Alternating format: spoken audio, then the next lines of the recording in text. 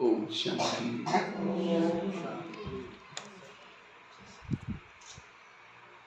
तो आज एक बहुत अच्छा विषय पर चर्चा करेंगे, क्योंकि आप सभी ने 108 घंटे का ये योग भट्टी का लक्ष्य रखा है। 108 दिन। अच्छा, 108 दिन बहुत अच्छा है। तो योग भट्टी का लक्ष्य रखा है। तो ऐसे हमारी, वैसे तो बाबा तो रोज मुरली में कहते बच्चे निरंतर योगी बनो। तो हम योग को पावरफुल, यथार्थ योग, शक्तिशाली योग कैसे करें और योग का महत्व क्या है, इसके बारे में चर्चा करते हैं। ಓಂ ಶಾಂತಿ. ಇವತ್ತು ಅಣ್ಣವರು ಹೇಳ್ತಿದ್ದಾರೆ, ನೀವೆಲ್ಲರೂ ತುಂಬಾ ಚೆನ್ನಾಗಿ 108 ದಿನಗಳ ಪಟ್ಟಿ ಮಾಡ್ತಾ ಇದ್ದೀರಾ. ಬಾಬಾರವರು ನಿರಂತರ ಹೇಳ್ತಾ ಇರ್ತಾರೆ, ನಿರಂತರ ನನ್ನ ನೆನಪು ಮಾಡಿ ಅಂತ.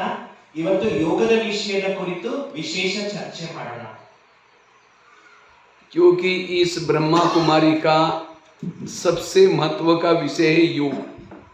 क्योंकि जैसे स्कूलों में जो बच्चे इंग्लिश में और मैथ्स में अच्छे होते हैं उसको अच्छा स्टूडेंट माना जाता है, इसी तरह इस ब्रह्मा कुमारी में जिसका योग का विषय अच्छा है वो अच्छा स्टूडेंट।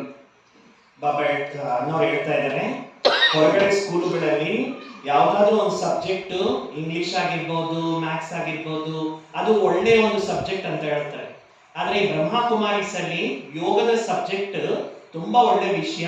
ಈ ಸಬ್ಜೆಕ್ಟ್ ಅಲ್ಲಿ ಯಾರು ಉತ್ತೀರ್ಣರಾಗಿರ್ತಾರೆ ಅವರೇ ಇಲ್ಲಿ ಒಳ್ಳೆ ಸ್ಟೂಡೆಂಟ್ ಅಂತ. क्योंकि योग के द्वारा ही ज्ञान का सब्जेक्ट भी अच्छा होगा, धारणा का सब्जेक्ट भी अच्छा होगा और सेवा का सब्जेक्ट भी अच्छा होगा। जिसका योग अच्छा है उसके तीनों सब्जेक्ट भी अच्छे होंगे।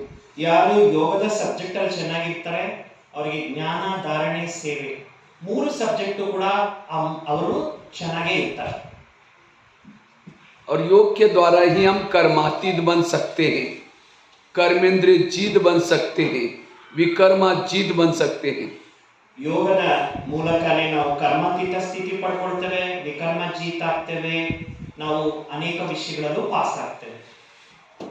योग के द्वारा ही हम वायुमंडल को शुद्ध बना सकते हैं, शक्तिशाली बना सकते हैं। ಯೋಗದಿಂದನೇ ನಾವು ವಾಯುಮಂಡಲನ ಶುದ್ಧ ಮಾಡಕ್ಕಾಗೋದು, ಶಕ್ತಿಶಾಲಿ ಮಾಡಕ್ಕಾಗೋದು. योग के द्वारा ही हम अपने इंद्रियों को वश कर सकते हैं। योग के द्वारा ही वाणी में बल आएगा, दृष्टि में बल आएगा।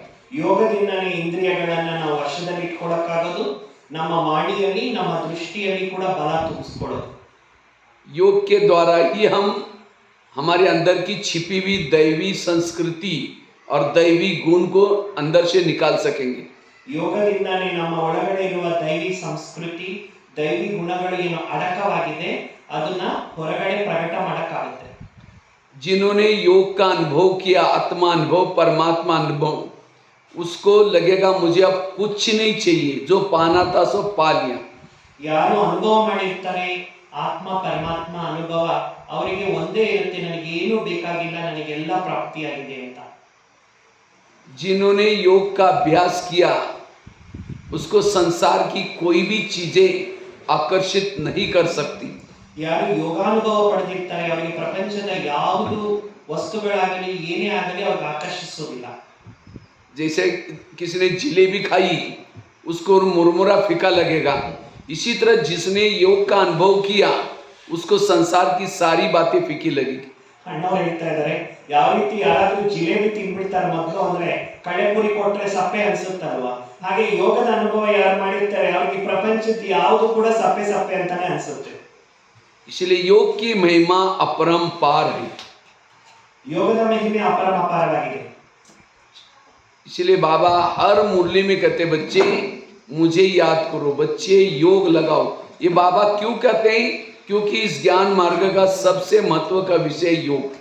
ಬಾಬಾ ಅದಕ್ಕೆ ಪ್ರತಿ ಮುರಳಿಯಲ್ಲಿ ಹೇಳ್ತಾರೆ, ಮಕ್ಕಳೇ ನನ್ನನ್ನು ನೆನಪು ಮಾಡಿ, ನನ್ನನ್ನೇ ಸ್ಮೃತಿ ಮಾಡಿ ಅಂತ. ಯಾಕಂದ್ರೆ ಜ್ಞಾನದಲ್ಲಿ ಮಹತ್ವಿಕವಾದಂತ ವಿಷಯ ಆಗಿದೆ ಯೋಗ. योग के द्वारा ही हमारे किए हुए विकर्म, 63 जन्मों के विकर्म, उसको हम भस्म कर सकते हैं। इतना ही नहीं, भविष्य में हमारे से कोई भी प्रकार की भूलें नहीं होंगी। ಅಣ್ಣವ್ರು ಹೇಳ್ತಾ ಇದ್ದಾರೆ ಯೋಗದ ಮೂಲಕನೇ 63 ಜನ್ಮಗಳ ವಿಕರ್ಮಗಳನ್ನು ನಾಶ ಮಾಡ್ಕೊಳ್ತೇವೆ, ಭವಿಷ್ಯಕ್ಕೆ ಬೇಕಾಗಿರ್ತಕ್ಕಂಥ ಪ್ರಾಪ್ತಿನೂ ಮಾಡ್ಕೊಳ್ತೇವೆ. तो इतनी योग की महिमा है, तो हम योग को हम पावरफुल और शक्तिशाली कैसे बनाएं? ಇಷ್ಟು ಯೋಗದ ಮಹತ್ವಿಕೆ ಇದೆ ಅಂದ ಮೇಲೆ ಯೋಗನ ಪವರ್ಫುಲ್ ಹೇಗೆ ಮಾಡ್ಕೋಬೇಕು? क्योंकि जब हम योग का अभ्यास करते हैं तो जिन्होंने परमात्मा को पहचान लिया, परमात्मा के प्रति प्यार है, उसका ही निरंतर योग लग जाता है।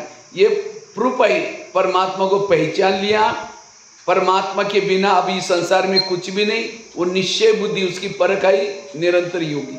ಯಾರು ಪರಮಾತ್ಮನನ್ನ ಗುರುತಿಸಿದ್ದಾರೆ, ಪರಿಚಯ ಇರುತ್ತೆ, ಅವರಿಗೆ ನಿಶ್ಚಯ ಬುದ್ಧಿ ಇರುತ್ತೆ, ಪರಮಾತ್ಮನನ್ನ ಗುರುತಿಸಿಬಿಟ್ಟಿರ್ತಾರೆ. तो इसलिए लेकिन इतना महत्वपूर्ण योग हम कैसे करें पावरफुल, इसके बारे में चर्चा करते हैं। ಇವತ್ತು ನಾವು ಇಂತಹ ಯೋಗ, ಇಷ್ಟು ಮಹತ್ವಿಕೆ ಇರ್ತಕ್ಕಂಥ ಯೋಗನ ಹೇಗೆ ಮಾಡೋದು ಅನ್ನೋದರ ಬಗ್ಗೆ ಇವತ್ತು ಚರ್ಚೆ ಮಾಡೋಣ. योग दो प्रकार का, एक है बैठ करके योग और दूसरा है कर्म का योग। ಒಂದು ಕುಳಿತುಕೊಂಡು ಮಾಡ್ತಕ್ಕಂಥ ಯೋಗ, ಇನ್ನೊಂದು ಕರ್ಮದ ಯೋಗ. लेकिन हमें दोनों को भी कला सीखनी है, बैठ करके योग करने की कला भी सीखनी है और कर्म योग में कर्मयोगी बनने की कला भी सीखनी है। ನಾವು ಎರಡು ಪ್ರಕಾರದ ಯೋಗನು ಕೂಡ ಈ ಕಲೆಯನ್ನು ಕಲ್ತ್ಕೊಂಡಿರ್ಬೇಕು. ನಮ್ಮ ಹತ್ರ ಎರಡು ಪ್ರಕಾರದ ಕಲೆಯ ಅನುಭವ ಇರಬೇಕು. कर्म में योग लगाने से विकर्म नहीं विनाश नहीं होते, लेकिन फिर कर्म में योग क्यों करना है? क्योंकि कर्म में योग करने से कर्म में हम जो देखते हैं, जो सुनते हैं, उसका प्रभाव योग के समय नहीं पड़ता। ಅಣ್ಣವ್ರು ಹೇಳ್ತಾ ಇದ್ದಾರೆ, ನಾವು ಕರ್ಮದಲ್ಲಿ ಯಾಕೆ ಯೋಗ ಮಾಡಬೇಕು? ಕರ್ಮದಿಂದ ಏನು ಕೂಡ ಪಾಪನಾಶ ಆಗೋದಿಲ್ಲ, ಯೋಗದಿಂದಾನೇ ಆಗೋದು.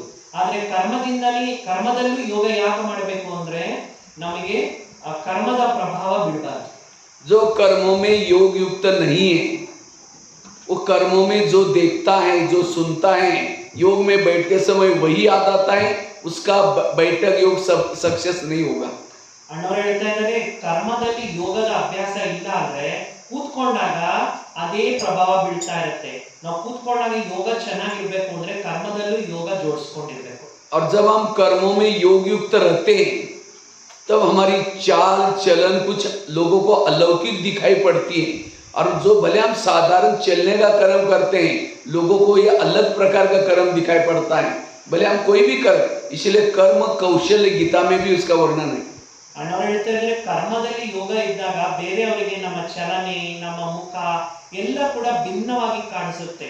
ಅದಕ್ಕೆ ಭಗವದ್ಗೀತೆಯಲ್ಲೂ ಕೂಡ ಕರ್ಮದ ಕೌಶಲ್ಯ ಅಂತ ಹೇಳ್ಬಿಟ್ಟು ಹೇಳ್ತಾರೆ. लेकिन जब कर्म करते समय योग युक्त, जिसकी बुद्धि परमात्मा को देख रहे, परमात्मा के बारे में एक जिसकी बुद्धि एक परमात्मा के ऊपर प्रभावित है, वही कर्म योगी बन सकता है। ಯಾರ ಬುದ್ಧಿ ನಿರಂತರ ಪರಮಾತ್ಮನಲ್ಲಿ ಪ್ರಭಾವಿತ ಆಗಿರುತ್ತೆ, ಅವರೇ ಕರ್ಮದಲ್ಲಿ ಯೋಗ ಮಾಡೋದಕ್ಕೆ ಸಾಧ್ಯ. और कर्म योगी बनने से मान अपमान निंदा स्तुति ये टेंशन परिस्थिति भले दुनिया में रहता है, लेकिन सर्दी गर्मी दुख मान इन सब से परे है वो योगी, और वो है असली लाइफ। ಯೋಗಿ ಅಂದ್ರೇನೆ ಮಾನ ಅಪಮಾನ ನಿಂದಾ ಸ್ತುತಿ, ಏನು ಚಳಿ ಗಾಳಿ, ಪ್ರತಿಯೊಂದು ಬಿಸಿಲು ಗುಡುಗು, ಪ್ರತಿಯೊಂದರಲ್ಲೂ ಕೂಡ ಅವರು ಬಹಳ ಭಿನ್ನವಾಗಿರ್ತಾರೆ. ಇದು ಕರ್ಮ ಯೋಗದ ಪ್ರೂಫ್ ಅಂತ ಹೇಳ್ತಾರೆ ಅವರು. लेकिन ऐसा कर्म योग हम करने के लिए हमारा बैठक योग अच्छा चाहिए। जिसको बैठ करके योग लगता ही नहीं, वो कर्मों में योग युक्त तो बन ही नहीं सकता। ಅಣ್ಣವರು ತುಂಬಾ ಸುಂದರವಾಗಿ ಹೇಳ್ತಿದ್ದಾರೆ, ಯಾರಿಗೆ ಕೂತ್ಕೊಂಡಾಗ ಯೋಗ ಚೆನ್ನಾಗಿ ಮಾಡುವಂತದ್ದು ಅನುಭವ ಇರುತ್ತೆ, ಅವ್ರ ಕರ್ಮದಲ್ಲೂ ಚೆನ್ನಾಗೇ ಇರುತ್ತೆ ಯೋಗ. ಯಾರಿಗೆ ಕೂತ್ಕೊಂಡಾಗ ಯೋಗನೇ ಅಂಟೋದಿಲ್ಲ, ಅವ್ರ ಕರ್ಮದಲ್ಲೂ ಕೂಡ ಸರಿಯಾಗಿ ಯೋಗ ಮಾಡಲ್ಲ. और जिसका बैठ करके योग 3-4 घंटा है, वो कर्मों में ऑटोमेटिकली 3-4 घंटा हो ही जाएगा। ಅಣ್ಣವ್ರು ಹೇಳ್ತಾರೆ, ಯಾರು ಕುಂತಾಗ 4 ಗಂಟೆ ಆದ್ರೂ ಯೋಗ ಕರೆಕ್ಟ್ ಆಗಿ ಮಾಡುವಂತ ಅಭ್ಯಾಸ ಇರುತ್ತೆ, ಇನ್ನು ಮಿಕ್ಕಿರೋ 4 ಗಂಟೆ ಆಟೋಮೆಟಿಕ್ ಕರ್ಮದಲ್ಲೂ ಯೋಗನ ಇಟ್ಕೋಬಹುದು. इसलिए हमें सबसे पहले बैठ करके योग करने की कला सीखना जरूरी। ಅದಕ್ಕೆ ಅಣ್ಣವ್ರು ಹೇಳ್ತಾರೆ, ಎಲ್ಲರಿಗೂ ಕೂಡ ಕೂತ್ಕೊಂಡು ಯೋಗ ಗಂಟೆ ಗಂಟೆ ಮಾಡುವಂತ ಕಲೆಯನ್ನ ಎಲ್ಲರೂ ಕೂಡ ರೂಪಿಸ್ಕೊಂಡಿರ್ಬೇಕು. इसलिए बैठ करके योग जो आप लोगों ने ये कर रहे हैं ये बहुत अच्छा है, क्योंकि इससे ही हमारे अंदर बैठने का स्टेमिना बन जाएगा। आज कईयों को जैसे योग में बैठेंगे नींद आएगी, योग लगेगा नहीं, इसलिए आजकल कई भाई बहनें योग के ऊपर अटेंशन नहीं देते। और जिसका योग नहीं है, केवल ज्ञान सुनता है, वो है धृतराष्ट्र। ಅಣ್ಣವ್ರು ಹೇಳ್ತಾ ಇದ್ದಾರೆ, ಯಾರಿಗೆ ಕೂತ್ಕೊಂಡಾಗ ಯೋಗ ಮಾಡ್ತಕ್ಕಂತ ಅನುಭವ ಇರಲ್ಲ. ನೀವೆಲ್ಲ ತುಂಬಾ ಒಳ್ಳೆಯ ಒಂದು ಪ್ರಯೋಗ ಮಾಡ್ತಾ ಇದ್ದೀರಾ, ಅಭ್ಯಾಸ ಮಾಡ್ತಾ ಇದ್ದಾರೆ, ಕೂತು ಗಂಟೆ ಗಂಟೆ ಯೋಗ ಮಾಡ್ತಾ ಇದ್ದೀರಾ. ಯಾರು ಯೋಗ ಈ ರೀತಿ ಮಾಡ್ತಾರೆ ಅವರಲ್ಲಿ ಸ್ಟ್ಯಾಮಿನಾ ಅನ್ನೋದು ಬೆಳೆಯುತ್ತೆ. ಯಾರಿಗೆ ಕೂತ್ಕೊಂಡಾಗ ಯೋಗ ಅಂಟೋದೇ ಇಲ್ಲ ಅಂತವರಿಗೆ ಅಣ್ಣವ್ರು ಹೇಳ್ತಿದ್ದಾರೆ ಧೃತರಾಷ್ಟ್ರ ಅಂತ.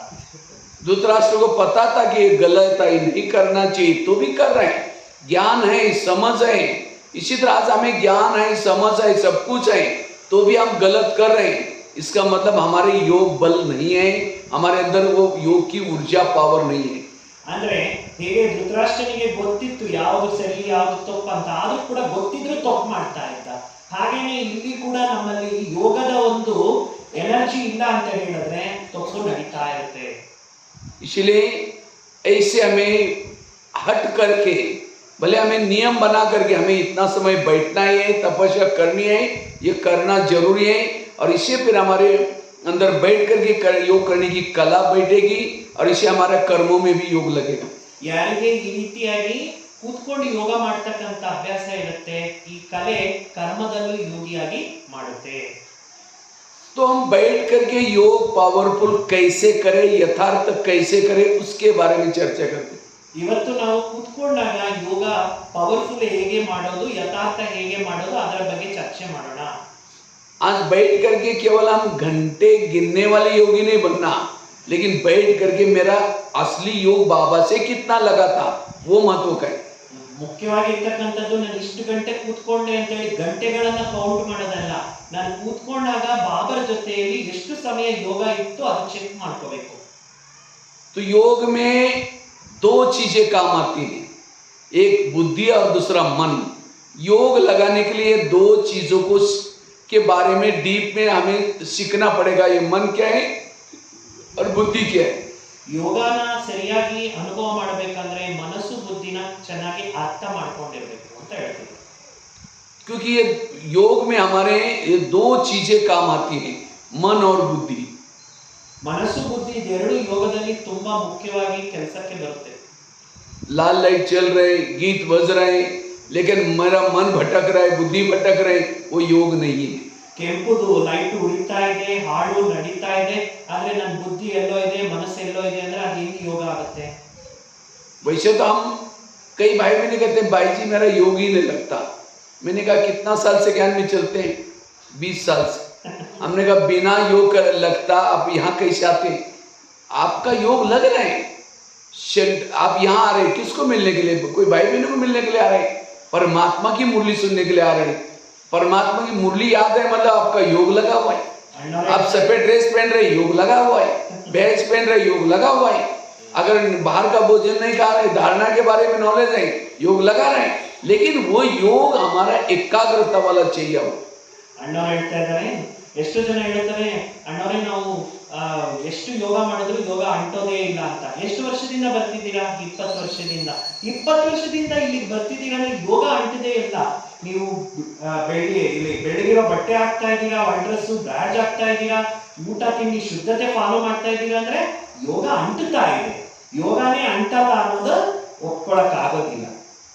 इसलिए वो एकाग्रता वाला योग, विकर्म विनाश करने वाला योग, अशरीरी विधेयी बनाने वाला योग, वो अभी हमें सीखने की जरूरत है। ಆದ್ರೆ ಏಕಾಗ್ರತೆಯ ಯೋಗ, ವಿಕರ್ಮ ವಿನಾಶ ಮಾಡ್ಕೊಳ್ತಕ್ಕಂತ ಯೋಗ, ಇದನ್ನ ನಾವು ಕರೆಕ್ಟ್ ಆಗಿ ತಿಳ್ಕೋಬೇಕಾಗಿದೆ. और इसके लिए ये मन और बुद्धि को समझना जरूरी है। ಮನಸ್ಸು ಬುದ್ಧಿನ ಚೆನ್ನಾಗಿ ಅರ್ಥ ಮಾಡ್ಕೋಬೇಕು. तो और ये मन बुद्धि में से भी महत्व क्या है? बुद्धि।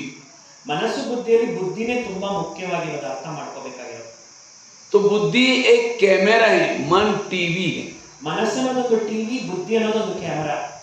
जैसे कैमरे के सामने जो चित्र दिखता है वही चित्र टीवी में आता है। ಹೇಗೆ ಕ್ಯಾಮೆರಾದ ಮುಂದೆ ಯಾವ ಚಿತ್ರ ಫೋಕಸ್ ಮಾಡ್ತೀವೋ ಅದೇ ಟಿವಿಯಲ್ಲಿ ಕಾಣಿಸುತ್ತೆ. इसी तरह योग में बैठते हमारी बुद्धि के ऊपर किन बातों का प्रभाव है वहां हमारा मन चला जाता है. हम क्या करते हैं, योग में बैठेंगे, बुद्धि को हम यूज नहीं करते. ಬುದ್ಧಿ ಅನ್ನೋದು ಕ್ಯಾಮೆರಾ ತರ ಕೆಲಸ ಮಾಡೋದ್ರಿಂದ ಬುದ್ಧಿ ಎಲ್ಲಿ ಹೋಗ್ತಾ ಇರುತ್ತೆ, ಮನಸ್ಸಲ್ಲಿ ಅದೇ ವಿಚಾರಗಳು ಬರ್ತಾ ಇರುತ್ತೆ. ನಾವು ಯೋಗದಲ್ಲಿ ಬುದ್ಧಿಯನ್ನ ಸರಿಯಾಗಿ ಬಳಸೋದೇ ಇಲ್ಲ ಅಂತ ಹೇಳ್ತಿದ್ದಾರೆ ನಾವು.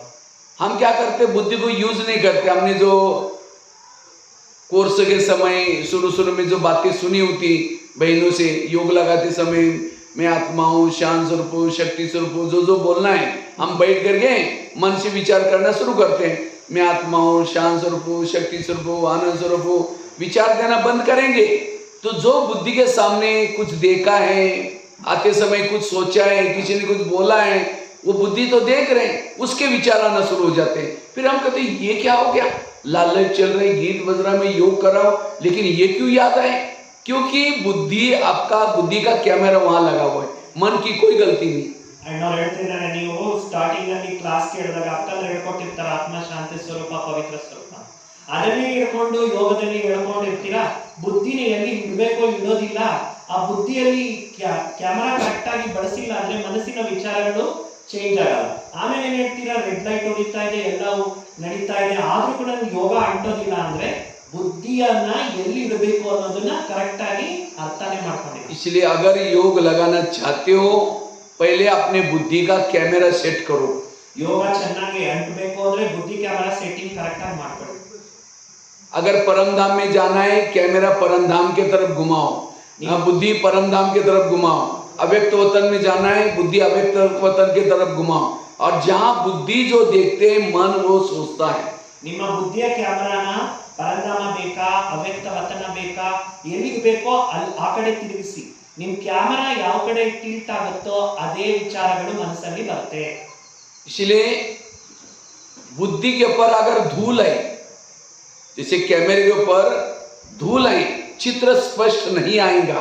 इसी तरह बुद्धि के ऊपर अगर निगेटिव की, व्यर्थों की धूल है, तो हमें जब योग में बैठेंगे ना परमधाम स्पष्ट दिखाई पड़ेगा, ना परमात्मा दिखाई पड़ेगा. फिर क्या कहते हैं, हमारी योग ही नहीं लगता. ಹೇಗೆ ಕ್ಯಾಮರಾ ಮೇಲೆ ಧೂಳು ಕೂತ್ಕೊಂಡಿದೆ ಅಂದ್ರೆ ಆ ಚಿತ್ರ ಸ್ಪಷ್ಟವಾಗಿ ಕಾಣೋದಿಲ್ಲ, ಹಾಗೇನೆ ನಮ್ಮ ಬುದ್ಧಿ ಅನ್ನೋ ಕ್ಯಾಮರಾದಲ್ಲಿ ವ್ಯರ್ಥ, ನೆಗೆಟಿವ್ ಅನ್ನೋ ಧೂಳು ಕೂತ್ಕೊಂಡಿದ್ರೆ ಅಲ್ಲಿ ನಮಗೆ ಸ್ಪಷ್ಟೀಕರಣವಾಗಿ ಕಾಣಲ್ಲ, ಪರಮಾತ್ಮನೂ ಕಾಣಲ್ಲ, ಪರಂಧಾಮನೂ ಕಾಣಲ್ಲ. इसीलिए जो बड़ा कैमरा होता है, उसको जो लेंस होता है उसका, जब कोई काम नहीं तो उसका लेंस ढक जाता है, बंद हो जाता है. और जैसा चित्र, फोटो लेना है या वीडियो लेना है, वो खुल जाता है, फिर बंद हो जाता है. और उसका जो पिक्सल, मेगा पिक्सल जितना अच्छा, उतना उसका चित्र क्लियर. इसी तरह जितनी हमारी बुद्धि क्लीन, क्लियर, स्वच्छ, उतना हम इतना दूर के परम धाम को स्पष्ट सामने देख सकते हैं, बाबा को देख सकते हैं, मिलन मना सकते हैं. ಹೇಗೆ ಕ್ಯಾಮರಾ ಇರುತ್ತೆ, ಅದು ಚಿತ್ರ ತೆಗೆಯುವಾಗ ಓಪನ್ ಆಗುತ್ತೆ, ಚಿತ್ರ ಬೇಡ ಅಂದಾಗ ಅದು ಕ್ಲೋಸ್ ಆಗುತ್ತೆ. ಆದ್ರೆ ಅದರ ಒಳಗಡೆ ಪಿಕ್ಸೆಲ್ಸ್ ಅಂತ ಇರುತ್ತೆ, ಅದು ಜಾಸ್ತಿ ಚೆನ್ನಾಗಿದ್ರೆ ಮೆಗಾ ಪಿಕ್ಸೆಲ್ ಸ್ಪಷ್ಟವಾಗಿರುತ್ತೆ. ಹಾಗೆ ನಮ್ಮ ಬುದ್ಧಿ ಅನ್ನೋದು ಕ್ಲೀನ್ ಆಗಿ, ಕ್ಲಿಯರ್ ಆಗಿ, ಸ್ವಚ್ಛವಾಗಿದ್ರು ಅಷ್ಟು ದೂರದಲ್ಲಿ ಇರ್ತಕ್ಕಂಥ ಪರಂಧಾಮ ನಮ್ಗೆ ಸ್ಪಷ್ಟವಾಗಿ ಎದುರುಗಡೆ ಕಾಣುತ್ತೆ. ಅಷ್ಟು ದೂರದಲ್ಲಿ ಇರ್ತಕ್ಕಂಥ ಶಿವ ಬಾಬಾ ಕೂಡ ನಮ್ಗೆ ಸ್ಪಷ್ಟವಾಗಿ ಕಾಣ್ತಾರೆ, ಯಾಕಂದ್ರೆ ಬುದ್ಧಿಯ ಕ್ಯಾಮರಾ ತುಂಬಾ ಕ್ಲೀನ್, ಕ್ಲಿಯರ್ ಇದೆ. इसलिए हमें अपने बुद्धि को संभालना है सारा दिन. फालतू बातों में बुद्धि को यूज नहीं करना. समझो आपको सेंटर पर आना है, बीच में कुछ लेना देना नहीं है, तो आते समय ये क्या हो रहा है, इधर कौन आ रहा है, इधर क्या सब्जी आई है, ये क्या क्या, अगर यही सब आप रिकॉर्डिंग करते आएंगे, यहाँ करके बैठेंगे, जो देखा है वही दिखाई पड़ेगा. यहाँ ಅಣ್ಣವ್ರು ಹೇಳ್ತಾರೆ, ನೀವು ಸೆಂಟರ್ಗೆ ಬರಬೇಕಾದ್ರೆ ನಿಮ್ಮ ಬುದ್ಧಿಯ ಕ್ಯಾಮರಾನ ತುಂಬಾ ಚೆನ್ನಾಗಿ ಸಂಪಾದನೆ ಮಾಡ್ಕೋಬೇಕು. ಇಲ್ಲಿ ಬಂದ ಮೇಲೆ ಆ ಕಡೆ ಈ ಕಡೆ ಎಲ್ಲ ಮಾತುಗಳು, ಇವ್ರೇನ್ ಮಾಡ್ತಿದ್ದಾರೆ, ಅವ್ರೇನ್ ಮಾಡ್ತಿದ್ದಾರೆ, ಅಲ್ಲೇನ್ ತರಕಾರಿ ಬಂದಿದೆ, ಇಲ್ಲೇನ್ ಈ ವಸ್ತು ಇಲ್ಲಿದೆ, ಅದಿದೆ, ಇಂಥದೆಲ್ಲದರ ಕಡೆ ಗಮನ ಹೋಯ್ತು ಅಂತ ಹೇಳಿದ್ರೆ ಬುದ್ಧಿ ಕ್ಯಾಮರಾ ಮೇಲೆ ಧೂಳು ಕೂತ್ಕೊಳ್ಳುತ್ತೆ. इसलिए जब आ रहे अपने बुद्धि से बातें करते हो, ये बुद्धि देखो अब आधा घंटा तक तो मेरे को परमधाम में जाना है. शिव बाबा इतना सत्यम शिवम सुंदरम है, संसार की कोई भी आत्माएं वहां नहीं जा सकती, लेकिन तुमको ये बुद्धि वहां आने का निमंत्रण मिला है. लेकिन हे बुद्धि, वो सत्यम शिवम सुंदरम को देखना, उस आधा घंटे में कहीं भी इधर उधर नहीं जाना। ये बुद्धि, तुम अगर तुम जाएगी तो मुझे शक्ति मिलेगी, मुझे ताकत मिलेगी, मुझे बल मिलेगा। इसलिए हे बुद्धि, क्योंकि तुमने इतना साल से जन्मों से भटकाया, अभी भटकना नहीं। ऐसी ऐसी बुद्धि से बातें करते हुए वहां से अपने कैमरे को तैयार करके आओ। ಅಣ್ಣವ್ರು ಹೇಳ್ತಾರೆ, ನಿಮ್ಮ ಬುದ್ಧಿಯ ಕ್ಯಾಮರಾನ ಹೇಗೆ ತಯಾರಿ ಮಾಡ್ಕೋಬೇಕು ಅಂತ. ಯೋಗದಲ್ಲಿ ಕೂತ್ಕೊಂಡಾಗ ಬುದ್ಧಿ ಹತ್ರ ಮಾತಾಡಬೇಕು. ಹೇ ಬುದ್ಧಿ, ನಿನಗೆ ಪರಮಾತ್ಮ ಸಿಕ್ಕಿದ್ದಾನೆ, ನೀನು ಹೋಗೋದಿಕ್ಕೆ ಈಗ ಅವಕಾಶ ಸಿಕ್ಕಿದೆ, ಎಷ್ಟು ಜನ್ಮಗಳು ಅಲ್ಲಿ ಇಲ್ಲಿ ಅಲಿತಾ ಬಂದಿದೀಯಾ, ಈಗ ನಿನಗೆ ಕರೆಕ್ಟ್ ಆಗಿರ್ತಕ್ಕಂಥ ದಾರಿ ಕಾಣಿಸ್ತಾ ಇದೆ, ನೀನು ಈಗ ಪರಮಾತ್ಮನನ್ನ ಅರ್ಧ ಗಂಟೆ ನೋಡು, ಪರಂಧಾಮದಲ್ಲಿ ಹೋಗು. ಈ ತರ ನೀವು ಯೋಗದಲ್ಲಿ ಕೂತ್ಕೊಂಡಾಗ ಬುದ್ಧಿಯ ಜೊತೆ ಮಾತಾಡ್ತಾ ನಿಮ್ಮ ಬುದ್ಧಿ ಕ್ಯಾಮರಾನ ಸೆಟ್ಟಿಂಗ್ ಮಾಡ್ಕೊಳ್ಳಿ. इसलिए जिन्होंने इस बुद्धि को समझ लिया उसके लिए योग बड़ा सहज है। जैसे आकाश के चंद्रमा को पानी में देखना है, पानी स्थिर चाहिए। परम धाम के परमात्मा को बुद्धि में देखना है तो बुद्धि स्थिर चाहिए, स्वच्छ चाहिए। ಅಣ್ಣವ್ರು ಎಷ್ಟು ಚೆನ್ನಾಗಿ ಉದಾಹರಣೆ ಕೊಡ್ತಿದ್ದಾರೆ. ಹೇಗೆ ಆಕಾಶದಲ್ಲಿರೋ ನಕ್ಷತ್ರ ನೀರಿನಲ್ಲಿ ಕಾಣಬೇಕು ಅಂದ್ರೆ ನೀರು ಅಷ್ಟು ಸ್ವಚ್ಛವಾಗಿದ್ರೆ ತಾನೇ ಆಕಾಶದ ಆ ಚಂದ್ರ ನೀರಲ್ಲಿ ಸ್ಪಷ್ಟವಾಗಿ ಕಾಣ್ತಾರೆ. ಹಾಗೆ ಪರಂಧಾಮದಲ್ಲಿ ಇರ್ತಕ್ಕಂಥ ಶಿವಬಾಬಾ ನಮಗೆ ಕಾಣಿಸ್ಬೇಕು ಅಂದ್ರೆ ನಮ್ಮ ಬುದ್ಧಿ ಅಷ್ಟು ಸ್ಥಿರವಾಗಿರ್ಬೇಕು, ಸ್ವಚ್ಛವಾಗಿರ್ಬೇಕು. ಆವಾಗಲೇ ಬಾಬಾರವರು ನಮ್ಮ ಅನುಭವಕ್ಕೆ ಬರ್ತಾರೆ. इसलिए हमें बुद्धि को स्वच्छ रखना है, क्लीन रखना है। जैसे आईने के ऊपर धूल है, धूल वाले आईने में चेहरा स्पष्ट दिखाई नहीं पड़ेगा, इसी तरह धूल वाले बुद्धि में परमधाम परमात्मा दिखाई नहीं पड़ेगा। ನಮ್ಮ ಬುದ್ಧಿಯನ್ನ ಕನ್ನಡಿ ತರ ಸ್ವಚ್ಛವಾಗಿರ್ಬೇಕು. ಯಾವ ಕನ್ನಡಿಯ ಮೇಲೆ ಧೂಳಿರುತ್ತೆ, ಮುಖ ಕ್ಲೀನ್ ಆಗಿ ಕಾಣೋದಿಲ್ಲ. ಹಾಗೆ ಪರಂಧಾಮದಲ್ಲಿ ಇರ್ತಕ್ಕಂಥ ಶಿವಬಾಬನ ನೋಡ್ಬೇಕಂದ್ರೆ ನಮ್ಮ ಬುದ್ಧಿ ಅನ್ನುವಂಥ ಕನ್ನಡಿ ಕೂಡ ಅಷ್ಟೇ ಕ್ಲೀನ್ ಆಗಿರ್ಬೇಕು. इसलिए लेकिन ये बुद्धि अस्वच्छ क्यों बन जाती है? मन में चलने वाले नेगेटिव विचारों से बुद्धि अस्वच्छ बन जाती है। ಬುದ್ಧಿ ಯಾಕೆ ಅಸ್ವಚ್ಛ ಆಗುತ್ತೆ? ಬುದ್ಧಿ ಅಸ್ವಚ್ಛತೆಗೆ ಕಾರಣ ಮನಸ್ಸಿನಲ್ಲಿ ನಡೆಯುವಂತಹ ನಕಾರಾತ್ಮಕ ನೆಗೆಟಿವ್ ಆಲೋಚನೆಗಳು. इसलिए सारा दिन हमें क्या करना है? जो हमने सवेरे मुरली सुनी उसी के आधार से, श्रीमत के आधार से अपने विचारों को चलाना है। और जितना विचारों को कम चलाएंगे, पॉजिटिव चलाएंगे, समर्थ चलाएंगे, बुद्धि क्लियर रहेगी। ನಮ್ಮ ಬುದ್ಧಿ ಕ್ಲೀನ್ ಆಗಿರಬೇಕು ಅಂದ್ರೆ ಪ್ರತಿದಿನ ಬಾಬಾ ಏನು ನಮಗೆ ಸಮರ್ಥ ವಿಚಾರಗಳನ್ನ ಹೇಳ್ತಾರೆ, ಶ್ರೀಮತದ ವಿಚಾರಗಳನ್ನ ಹೇಳ್ತಾರೆ, ಅದೇ ವಿಚಾರಗಳಲ್ಲಿ ಬುದ್ಧಿನ ನಡೆಸಬೇಕು. ಆವಾಗಲೇ ನಮ್ಮ ಬುದ್ಧಿ ಕ್ಲೀನ್ ಆಗಿ ಕ್ಲಿಯರ್ ಆಗಿರುತ್ತೆ. जैसे बरसात में गाड़ी में चलते हैं तो बरसात आ रही तो स्पष्ट दिखने के लिए क्या करते हैं? वाइपर चलाते हैं। इसी तरह हमें भी क्या करना है? ये श्रीमत रूपी वाइपर बीच बीच में जो मुरली सुने उसको चलाते रहना है ताकि बुद्धि हमारी स्वच्छ रहे। ಹೇಗೆ ಮಳೆಯಲ್ಲಿ ಕಾರ್ ಎತ್ಕೊಂಡು ಹೋಗ್ತಾ ಇರ್ತೀರಾ, ದಾರಿ ಕಾಣಲ್ಲ, ನೀರ್ ಬೀಳ್ತಾ ಇರುತ್ತೆ, ಅವಾಗ ವೈಪರ್ ಇರುತ್ತಲ್ಲ, ಆ ವೈಪರ್ ಏನ್ ಮಾಡುತ್ತೆ? ನಿಮ್ ದಾರಿ ತೋರ್ಸಕ್ಕೆ ಕ್ಲೀನ್ ಮಾಡ್ತಾ ಇರುತ್ತೆ. ಹಾಗೇನೆ ಪ್ರತಿದಿನನೂ ಕೂಡ ಬಾಬಾ ನಮ್ಗೆ ಶ್ರೀಮತ ಮುರುಳಿ ಏನು ಕೊಡ್ತಾರೆ, ಆ ಮುರುಳಿ ಅನ್ನುವಂತ ವೈಪರ್ ನಾವು ಏನ್ ಮಾಡ್ತಾ ಇರ್ಬೇಕು? ನಮ್ಮ ಬುದ್ಧಿಗೆ ಅದನ್ನೇ ಚಿಂತನೆ ಮಾಡ್ತಾ ಆ ವೈಪರ್ ಅನ್ನ ಯೂಸ್ ಮಾಡಬೇಕು. इसलिए बुद्धि को ये ज्ञान हम क्यों सुनते हैं? सवेरे जो मुरली सुनते क्यों सुनते?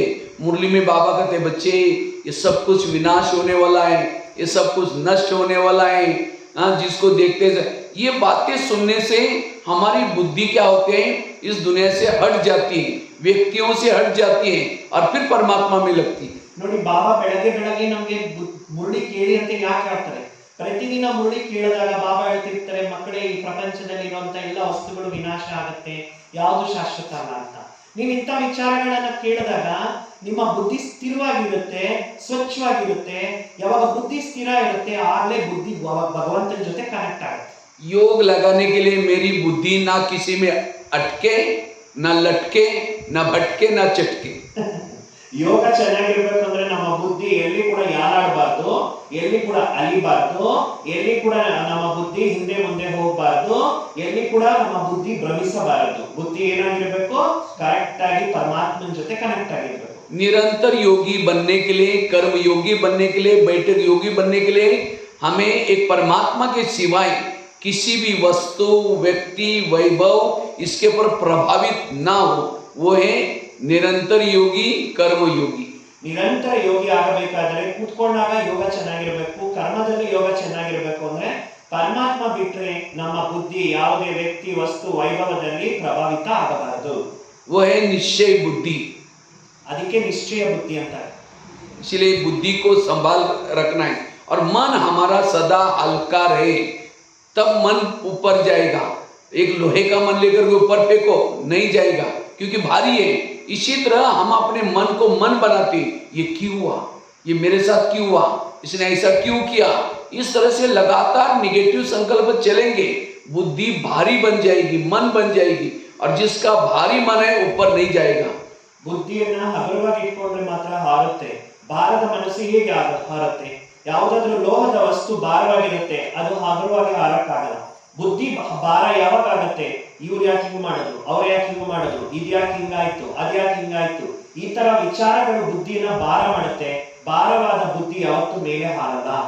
बुद्धि गाय है, मन उसका बछड़ा है। ಬುದ್ಧಿ ಅಂತಕ್ಕಂಥದ್ದು ಏನಾಗಿದೆ? ಹಸು ಆಗಿದೆ, ಮನಸ್ಸು ಅದರ ಕರು ಆಗಿದೆ ಅಂತ ಹೇಳ್ತಿದ್ದಾರೆ. इसलिए बुद्धि रूपी गाय को क्या करना है? हमें परमधाम में बाबा की तरफ लेके जाना है। जब बुद्धि वहां लेके जाएंगे, बछड़ा अपने आप पीछे जाएगा। लेकिन हम क्या करते हैं?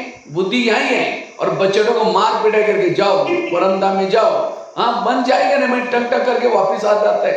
इसलिए कहते हैं मेरा मन लगता ही नहीं, क्यों? हमने बुद्धि को भेजा ही नहीं ऊपर। इसलिए बुद्धि योग ऊपर लगाओ। हमारा मनोयोग नहीं, बुद्धि योग है। ನಮ್ಮ ಯೋಗ ಮನೋಯೋಗ. ಬುದ್ಧಿ ಅಂತಕ್ಕಂಥದ್ದು ಹಸು. ಹಸು ಮೇಲ್ ಕರ್ಕೊಂಡು ಹೋದ್ರೆ ಕರು ಆಟೋಮೆಟಿಕ್ ಮೇಲ್ ಬರುತ್ತೆ. ನಾವೇನ್ ಮಾಡ್ತೀವಿ?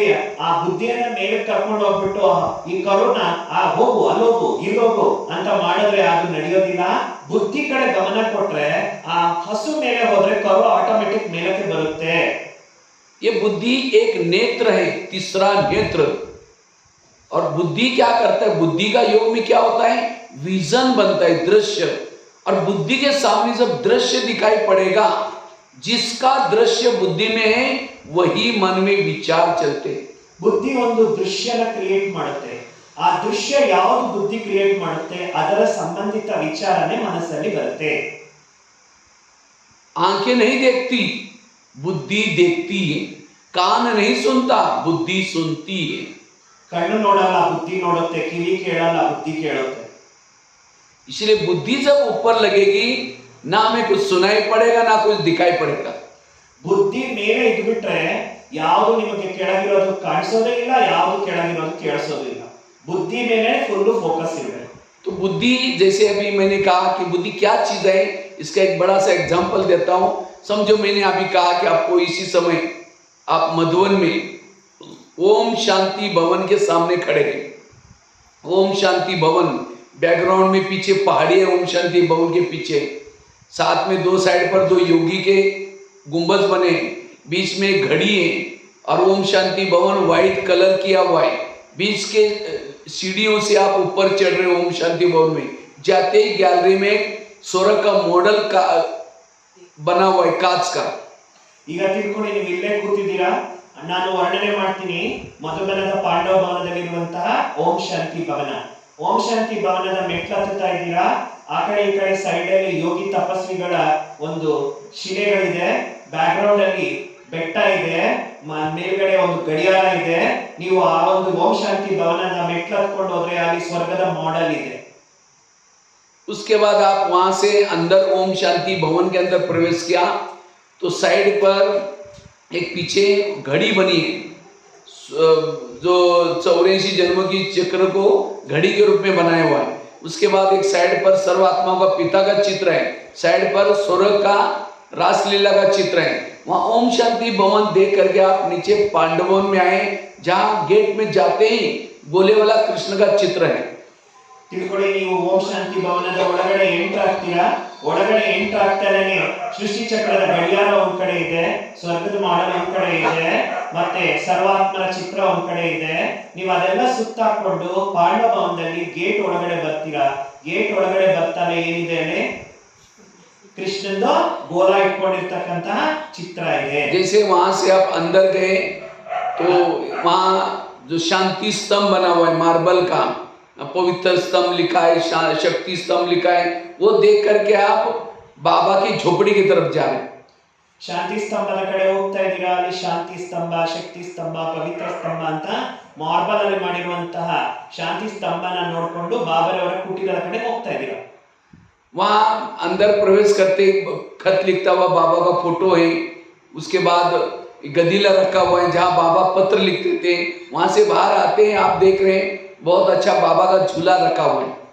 ಆ ಒಂದು ಕುಟೀರದ ಒಳಗಡೆ ಹೋದ್ರೆ ಬಾಬಾ ಪತ್ರ ಬರೀತಾ ಇರ್ತಕ್ಕಂಥ ಚಿತ್ರ ಇದೆ. ಬಾಬರವರು ಯಾವ ಒಂದು ಬೆಡ್ ಅಲ್ಲಿ ಕೂತಿದ್ರು, ಹಾಸಿಗೆ ಇದೆ, ಅದನ್ನ ನೀವು ನೋಡಿ ಹೊರಗಡೆ ಬರ್ತೀರಾ. ಅಲ್ಲಿ ಬಾಬರವರು ಯಾವುದು ತೂಗಾಡ್ತಾ ಇದ್ರು, ಆ ಉಯ್ಯಾಲೆ ಇದೆ. वहां से आप पीस पार्क में गए जहाँ ओम का बना हुआ है। गुरुक्षेत्र शिखर की तरफ देख रहे हैं और सामने बहुत सुंदर बगीचे हैं जहाँ फूल लगे हैं। वो देख करके आप नीचे ज्ञान सरोवर में आए। ಅಲ್ಲಿಂದ ನೀವು ಡೈರೆಕ್ಟ್ ಆಗಿ ಪೀಸ್ ಪಾರ್ಕ್ ಹೋಗ್ತೀರಾ. ಅಲ್ಲಿ ಓಮ್ದು ಸಿಂಬಲ್ ಇದೆ, ಹಿಂದ್ಗಡೆ ಒಂದು ಸುಂದರವಾದಂತ ಹೂಗಳ ಒಂದು ಎಲ್ಲಾ ಪ್ರಕಾರದ ಗಿಡಗಳಿದೆ. ಅಲ್ಲಿಂದ ನೀವು ಸೀದಾ ಎಲ್ಲಿಗೆ ಹೋಗ್ತೀರಾ? ಜ್ಞಾನ ಸರೋವರಕ್ಕೆ ಹೋಗ್ತೀರಾ. ज्ञान सरोवर के किचन के कॉम्प्लेक्स के सामने खड़े, वहां से आप नीचे शांतिवन में आए जहाँ प्रकाश स्तंभ बना हुआ है। ಜ್ಞಾನ ಸರೋವರದ ಕಿಚನ್ ಕಾಂಪ್ಲೆಕ್ಸ್ ಅನ್ನ ನೋಡ್ತಾ ಇದ್ದೀರಾ. ಅಲ್ಲಿಂದ ಕೆಳಗೆ ಬರ್ತಾ ಇದ್ದೀರಾ, ಶಾಂತಿವನದ ಕಡೆ ಬರ್ತಾ ಇದ್ದೀರಾ. ಅಲ್ಲಿ ಪ್ರಕಾಶ ಸ್ತಂಭದ ಹತ್ರ ಹೋಗಿದ್ದೀರಾ. वहां से आप डायमंड हॉल में आए जहाँ अव्यक्त बाप दादा मिलन मनाते थे। कैसी दादी आती थी, बैठती थी, कैसे गीत बजता था और पूरा उसी के अंदर वो दृश्य याद करो। वहां से आप पीछे तपस्या धाम गार्डन में गए। वहां से पीछे मुड़कर देखा एक पहाड़ी पर ओम शांति लिखा हुआ है। ಅಲ್ಲಿಂದ ಡೈಮಂಡ್ ಹಾಲ್ ಹೋಗ್ತೀರಾ. ಅಲ್ಲಿ ಬಾಬರವರು ಯಾವ ರೀತಿ ದಾದಿಯವರ ಸ್ಟೇಜ್ ಅಲ್ಲಿ ಬರ್ತಾ ಇದ್ರು, ಕೂಡ್ತಾ ಇದ್ರು, ಬಾಬರವರ ಒಂದು ಅವತರಣೆ ಆಗ್ತಾ ಇತ್ತು, ಆ ಅನುಭವ ಮಾಡ್ತೀರಾ. ಅಲ್ಲಿಂದ ನೀವೇನ್ ಮಾಡ್ತೀರಾ? ಅಲ್ಲೇ ಏನು ಓಂ ಮ್ಯೂಸಿಯಂ ಇರುತ್ತೆ, ಅಲ್ಲಿ ಬಂದು ನೀವು ನೋಡ್ತಾ ಇದ್ದೀರಾ ಬೆಟ್ಟನೆಲ್ಲ. तो ये सब दिखाई पड़ा भी, ಇಷ್ಟೊತ್ತು ನಾನು ವರ್ಣನೆ ಮಾಡಿದ್ದು ಯಾರ್ಯಾರಿಗೆ ಬುದ್ಧಿಯಲ್ಲಿ ಕಾಣಿಸ್ತು ಕೈ ಎತ್ತಿ ಅಂತ ಹೇಳ್ತೀನಿ. दिखाई पड़ा। ಎಲ್ಲರಿಗೂ ಕಾಣಿಸ್ತಾ? तो ये किसने देखा? बुद्धि ने देखा। देखो आंखें तो मुझे देख रहे हैं, कान भी यहाँ है, लेकिन वो सारे दृश्य कौन देख रहे हैं? बुद्धि। इसको कहते हैं बुद्धि। ಇವತ್ತು ಇಷ್ಟೊತ್ತು ನಾನು ಹೇಳ್ತಾ ಇದ್ದೆ, ನೀವು ನನ್ನನ್ನು ನೋಡ್ತಾ ಇದ್ದೀರಾ, ನಾನು ಹೇಳೋದನ್ನ ಕೇಳಿಸ್ತಾ ಇದ್ದೀರಾ. ಕಣ್ಣು ನನ್ನನ್ನು ನೋಡ್ತಾ ಇದೆ, ಕಿವಿ ನನ್ನನ್ನೇ ಕೇಳಿಸ್ಕೊಂತಾ ಇದೆ. ಮತ್ತೆ ಇದೆಲ್ಲ ನೋಡ್ಕೊಂಡು ಬಂದಿದ್ಯಾರು? ಇದೇ ಬುದ್ಧಿ. कई तो कहते हैं हम तो क्या है, योग में आंखें खुल जाते हैं ना तो सारा दिखता है, इसीलिए हमें आंखें बंद करते हैं तो योग अच्छा लगे। आंखें खोलेंगे तो ये रूम के अंदर दिखाई पड़ेगा, बंद करेंगे तो दूर दूर का भी दिखाई पड़ेगा। ಕೆಲವರು ಹೇಳ್ತಾರೆ ನಮಗೆ ಕಣ್ಣು ತೆಗೆದು ಯೋಗ ಮಾಡಕ್ ಆಗಲ್ಲ, ಕಣ್ಣು ಮುಚ್ಕೊಂಡ್ರೆ ಯೋಗ ಚೆನ್ನಾಗಿರುತ್ತೆ ಅಂತ. ಅಣ್ಣವ್ರು ಹೇಳ್ತಾರೆ ಕಣ್ಣು ತೆಗೆದುಕೊಂಡು ಯೋಗ ಮಾಡಿದ್ರೆ 4 ಗೋಡೆ ಕಾಣುತ್ತೆ, ಕಣ್ಣು ಮುಚ್ಕೊಂಡು ಯೋಗ ಮಾಡಿದ್ರೆ ಇನ್ನು ಏನೇನೋ ಕಾಣುತ್ತೆ ಅಂತ. इसलिए योग में बैठते समय हमें क्या करना है? शरीर यहाँ बैठा है, लेकिन यहाँ से ऊपर जाकर के अव्यक्त वतन को देख रहे हैं। जैसे यहाँ से ऊपर चले गए, ब्रह्मा बाबा नीचे ही तपस्या में बैठे थे, आपको देखते ही स्वागत करने के लिए उठ करके खड़े हो गए और आपको आते ही बाबा ने गले लगाया। गले लगा करके आपको खड़े खड़े आपको दृष्टि दे रहे। दृष्टि देते देते आपके मस्तक के ऊपर हाथ रखा तो आपको इतनी पावरफुल दृष्टि दिया, वरदान दिया, बच्चे तुम्हारे सारे विकर्म खत्म हो गए। ऐसे करते ही बाबा ने दृष्टि देते देते धीरे धीरे क्या हो गया? आपका प्रकाशमय शरीर गायब हो गया, लुप्त हो गया। फिर एक बिंदी बनी, उसी बिंदी को बाबा ने क्या किया? हाथ में लिया, ऊपर उछाल दिया, परमधाम में चले गए। वो दृश्य याद करो। ಅಣ್ಣವ್ರು ಎಕ್ಸಾಂಪಲ್ ಕೊಡ್ತಿದ್ದಾರೆ. ಈಗ ಹೇಗೆ ಈ ದೃಶ್ಯ ನೋಡಿದ್ರು ಹಾಗೆ ಸೂಕ್ಷ್ಮ ವತನದಲ್ಲಿ ನಿಮ್ಮನ್ನ ನೀವು ಅನುಭವ ಮಾಡಿ. ಬಾಬರವರು ಲೈಟ್ ಶರೀರದಲ್ಲಿ ಕೂತಿದ್ದಾರೆ, ನೀವು ಹೋಗ್ತಾರೆ, ನಿಮ್ಮನ್ನ ಪ್ರೀತಿಯಿಂದ ಸ್ವಾಗತ ಮಾಡ್ತಾ ಇದ್ದಾರೆ. ಸ್ವಾಗತ ಮಾಡಿ ಮಡಿಲಲ್ಲಿ ತಗೊಳ್ತಾ ಇದ್ದಾರೆ, ನಿಮ್ಮ ತಲೆಯ ಮೇಲೆ ಕೈಯನ್ನ ಇಡ್ತಾ ಇದ್ದಾರೆ. ಮಗು, ನನ್ನ ಸರ್ವ ಶಕ್ತಿಗಳು ನನ್ನದೆಲ್ಲ ನಿನಗೆ ಕೊಟ್ಟಿದ್ದೀನಿ ಅಂತ. ಬಾಬಾ ಕೈ ಇಡ್ತಾನೆ, ನಿಮ್ಮ ಸೂಕ್ಷ್ಮ ಶರೀರನು ಲೋಪ ಆಗ್ತಾ ಇದೆ, ಒಂದು ಬಿಂದು ಮಾತ್ರ ಉಳ್ಕೊಂಡಿದೆ. ಬಾಬಾ ಬಿಂದುನ ಈ ತರ ಕೈಯಲ್ಲಿ ಇಟ್ಕೊಂಡಿದ್ದಾರೆ, ಹಿಂಗೆ ಮೇಲಕ್ಕೆ ಹಿಂಗೆ ಎಸಿತಾರೆ, ನಿಮ್ಮ ಆತ್ಮ ಹೋಗ್ಬಿಟ್ಟು ಪರಂಧಾಮ ಸೇರ್ಕೊಂಡ್ಬಿಡಿ. इसी तरह ये दृश्य देखना ये बड़ा जरूरी है। और जिनको ये दृश्य देखने की कला है, हम क्या बोलते हैं? हम योग में बैठते हैं। ये राइट है? ಅಣ್ಣವ್ರು ಹೇಳ್ತಾ ಇದ್ದಾರೆ ಈ ರೀತಿ ದೃಶ್ಯ ಮಾಡ್ಕೋಬೇಕು. ಈ ದೃಶ್ಯನೇ ಇಲ್ಲ ಅಂದ್ರೆ ನಾವು ಯೋಗದಲ್ಲಿ ಕೂತಿದೀವಿ ಅಂತ ಹೇಳ್ತೀರಾ, ಇದು ಯೋಗನ? ಕರೆಕ್ಟಾ? ದೃಶ್ಯ ನೋಡದೆ ಕೂತ್ಕೊಳ್ಳೋದು ಯೋಗನ ಅಂತ ಕೇಳ್ತಿದ್ದಾರೆ. योग में बैठना नहीं होता है, योग में चलना होता है। और हम कहते हैं ज्ञान में चलते हैं, मतलब कोई ज्ञान सुना तो उठ के चलते। ज्ञान में बैठो, योग में चलो, धीरे धीरे धीरे यात्रा करते करते ऊपर चलते रहो। वहां से कहीं ऊपर या योग में बैठना नहीं, कभी योग में चलते रहना है। ಯೋಗದಲ್ಲಿ ನಾನು ಕೂತೆ ಅಂತ ಹೇಳೋದೇ ತಪ್ಪು. ಯೋಗದಲ್ಲಿ ಯಾರು ಕೂಡುದಿಲ್ಲ, ಯೋಗದಲ್ಲಿ ಹೋಗ್ತಾರೆ ಮೇಲಕ್ಕೆ. ಜ್ಞಾನದಲ್ಲಿ ಕೂಡ್ತಾರೆ, ಯೋಗದಲ್ಲಿ ನಡೀತಾರೆ. ನಾನು ಯೋಗದಲ್ಲಿ ನಡೀತಾ ಇರ್ಬೇಕು ಹೊತ್ತು ಕೂತಿದ್ದೀನಿ ಅಂತ ಹೇಳಬಾರ್ದು. ಯೋಗ ಅಂದ್ರೇನೆ ಬುದ್ಧಿ ಮೇಲ್ಗಡೆ ಹಾರಬೇಕು, ನಡಿಬೇಕು. इसलिए हमारी आंखें नहीं देखती, कान नहीं सुनता। उसका एक छोटा एग्जाम्पल आपको देता हूँ। एक बार एक माता जी कहीं जा रही थी, अकबर क्या कर रहे थे, नमाज पढ़ रहे थे चद्दर बिछा करके। इतने में माता जी उस चद्दर के ऊपर से चली गई। तो अकबर को बड़ा गुस्सा आया, जोर से गुस्से से आवाज़ करके बुलाया, इधर आओ करके। वाई नहीं, सुना भी नहीं, चली गई। वापिस 2-3 घंटे के बाद वापिस आई।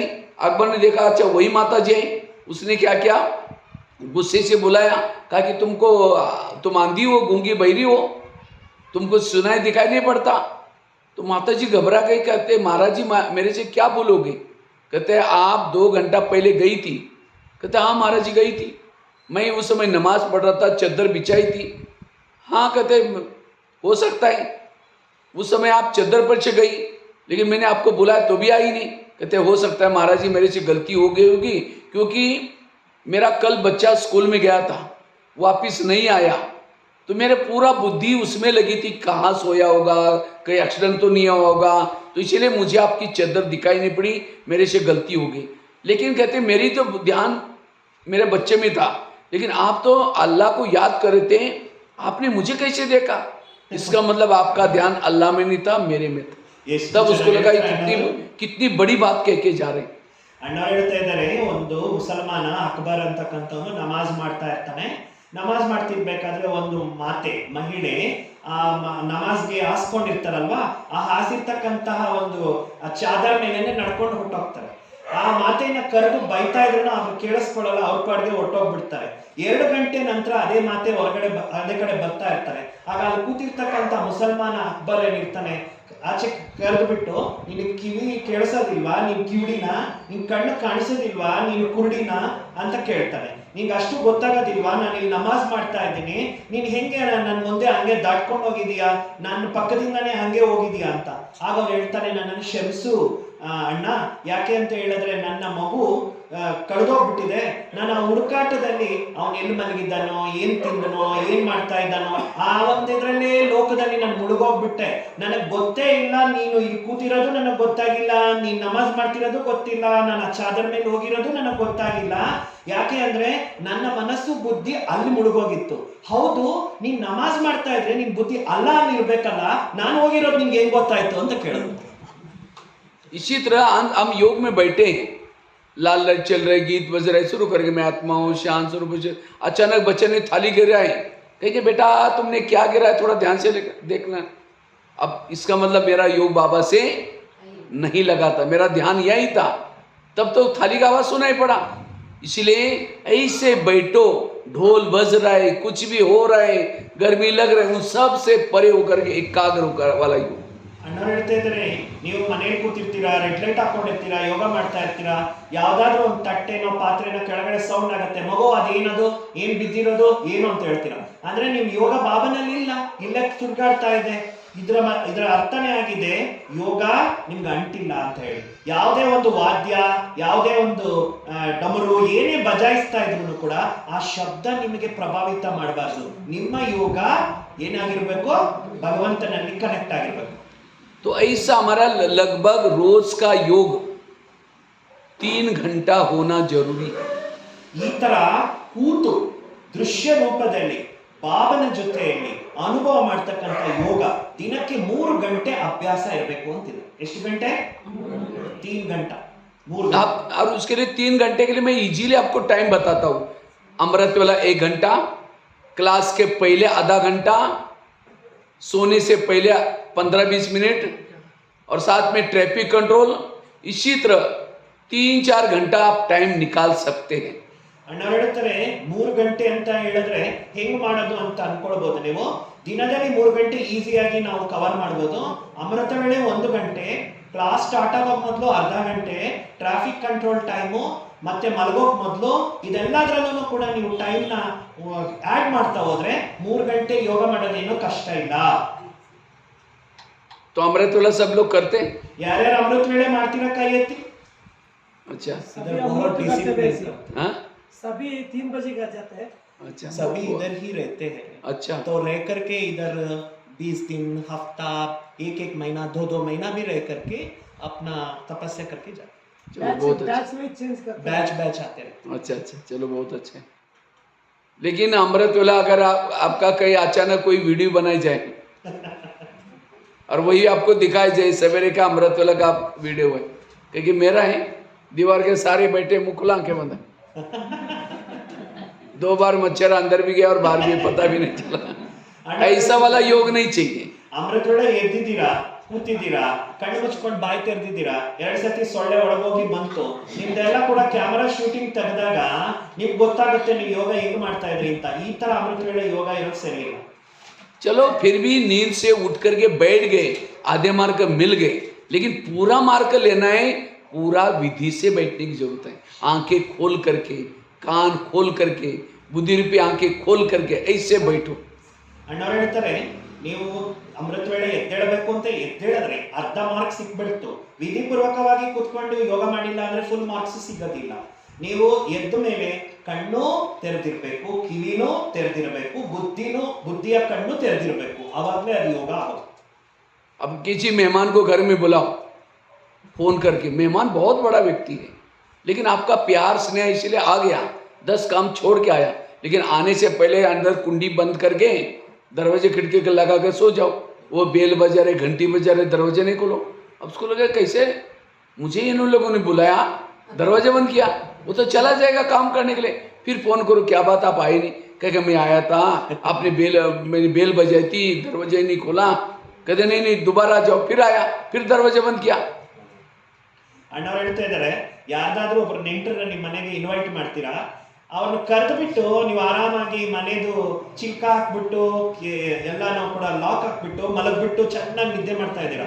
ಅವರು ಬೆಲ್ಲ ಹಾಕ್ತಾ ಇದ್ದಾರೆ, ಹೊಡಿತಾ ಇದ್ದಾರೆ, ನೆಬ್ರಿಸ್ತಾ ಇದ್ದಾರೆ, ನೀವು ಎದ್ದೇಳ್ತಿಲ್ಲ. ಅವ್ರು ಟ್ರೈ ಮಾಡಿ ಹೊರಟೋಗ್ಬಿಡ್ತಾರೆ. ಆಮೇಲೆ ನೀವು ಫೋನ್ ಮಾಡಿಬಿಟ್ಟು ಕೇಳ್ತೀರಾ ಯಾಕೆ ನೀವು ಬರಲಿಲ್ಲ ಅಂತ. ಅವ್ರು ಹೇಳ್ತಾರೆ ನಾನು ಬಂದೆ, ಎಷ್ಟು ಬಾರಿ ನಿಮಗೆ ಬಾಗಿಲು ಬಡ್ದೆ, ಎಷ್ಟು ಬಾರಿ ಬೆಲ್ಲ ಹಾಕಿದೆ, ನೀವು ಎದ್ದೇಳಲೇ ಇಲ್ಲ, ನಾನೇನು ನಿಮ್ಮ ಜೊತೆಯಲ್ಲಿ ಬಂದು ಮೀಟ್ ಮಾಡೋದು. इसी तरह हम भी क्या करेंगे, योग में बैठेंगे, बाबा को निमंत्रण देंगे, मीठे बाबा, प्यारे बाबा. उस समय बाबा तो अमृत वेला बहुत बिजी रहता है, कितने भगत पुकारते हैं, कितने बच्चे पुकार, लेकिन आपका स्नेह प्यारा वो निकल के आता है. आप बुलाते हैं मीठे बाबा, प्यारे बाबा, आ जाओ, हम आपसे बातें करनी है. अब उसको तो निमंत्रण दिया, दरवाजे खिड़की बंद. ನೀವು ಬಾಬಾಗೆ ಕರಿತೀರಾ ಅಮೃತ ವೇಳೆಯಲ್ಲಿ, ಕರೆದು ಬಿಟ್ಟು ಮೀಟೆ ಬಾಬಾ, ಪ್ಯಾರೆ ಬಾಬಾ ಅಂತ ಕಣ್ಣನ್ನ ಮುಚ್ಕೊಂಡು ನಿದ್ದೆ ಮಾಡ್ತೀರಾ, ಕುಡಿಸ್ತೀರಾ. ಬಾಬಾನೇ ತುಂಬಾ ಬಿಸಿ ಇರ್ತಾರೆ ಆ ಟೈಮ್ ನಲ್ಲಿ. ಭಕ್ತರು ಎಷ್ಟು ಜನ ಕರಿತಿರ್ತಾರೆ, ಮಕ್ಕಳು ಎಷ್ಟು ಜನ ಕರಿತಿರ್ತಾರೆ. ನೀವು ಅಷ್ಟು ಪ್ರೀತಿ ಭಾವನೆಯಿಂದ ಕರೆದಿದ್ದೀರಾ ಅಂತ ನಿಮಗೋಸ್ಕರ ಓಡಿ ಬರ್ತಾನೆ. ಆದ್ರೆ ನೀವು ಕಿಟಕಿನೂ ಬಂದ್ ಮಾಡ್ಬಿಟ್ಟಿದ್ದೀರಾ, ಬಾಗ್ಲು ಬಂದ್ ಮಾಡ್ಬಿಟ್ಟಿದ್ದೀರಾ, ಬಾಬಾ ಅಂತ ಕರಿತಾ ಇದ್ದೀರಾ. फिर बाद में क्या करेंगे, बाबा तो देखता है ये तो मुझे पुकारा इसने, अब इसके तो दरवाजे खिड़की बंद है. अब ये गया भी नहीं, गया था तो लोग स्मशान में लेके जाते, क्योंकि अंदर ही बैठा आत्मा. हाँ, तो फिर बाद में बाबा तो निकल, फिर बाद में अचानक फिर नींद खुल गई, फिर कहेंगे मीठे बाबा पे, फिर बाबा आते रास्ते से देखता है, अच्छा फिर पुकार है, फिर आता है, फिर दरवाजे बंद किया.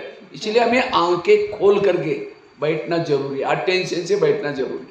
ಕಣ್ಣು ಮುಚ್ಚೋದು, ಬಾಬಾ ಬಾಬಾ ಅಂತ ಹೇಳೋದು, ಬಾಬಾ ಮತ್ತೆ ಬರುತ್ತೆ, ಮಗು ನನ್ನ ಕರೀತಿದೆ ಅಂತ ಬರಕ್ ಹೋಗ್ತಾರೆ, ಕಣ್ಣು ಮುಚ್ಚಿಬಿಡ್ತೀರಾ, ಮತ್ತೆ ತೂಗುಡಿಸ್ತೀರಾ. ಈ ತರ ಮಾಡಿದಾಗ ಬಾಬಾ ಹೆಂಗೆ ನಿಮ್ಮ ಜೊತೆಯಲ್ಲಿ ಬಂದು ಭೇಟಿ ಮಾಡೋದು. ಯಾವತ್ತೇ ಆಗ್ಲಿ ಕಣ್ಣು ಮುಚ್ಚಿಕೊಂಡು ಯೋಗ ಮಾಡಬೇಡಿ. क्योंकि जिसकी आंखें बंद है उसकी बुद्धि रूपी आंख भी बंद है. ಕಣ್ಣು ಬಂದಿದೆ ಅಂದ್ರೆ ಬುದ್ಧಿ ಬಂದಿದೆ ಅಂತಾನೆ ಅರ್ಥ.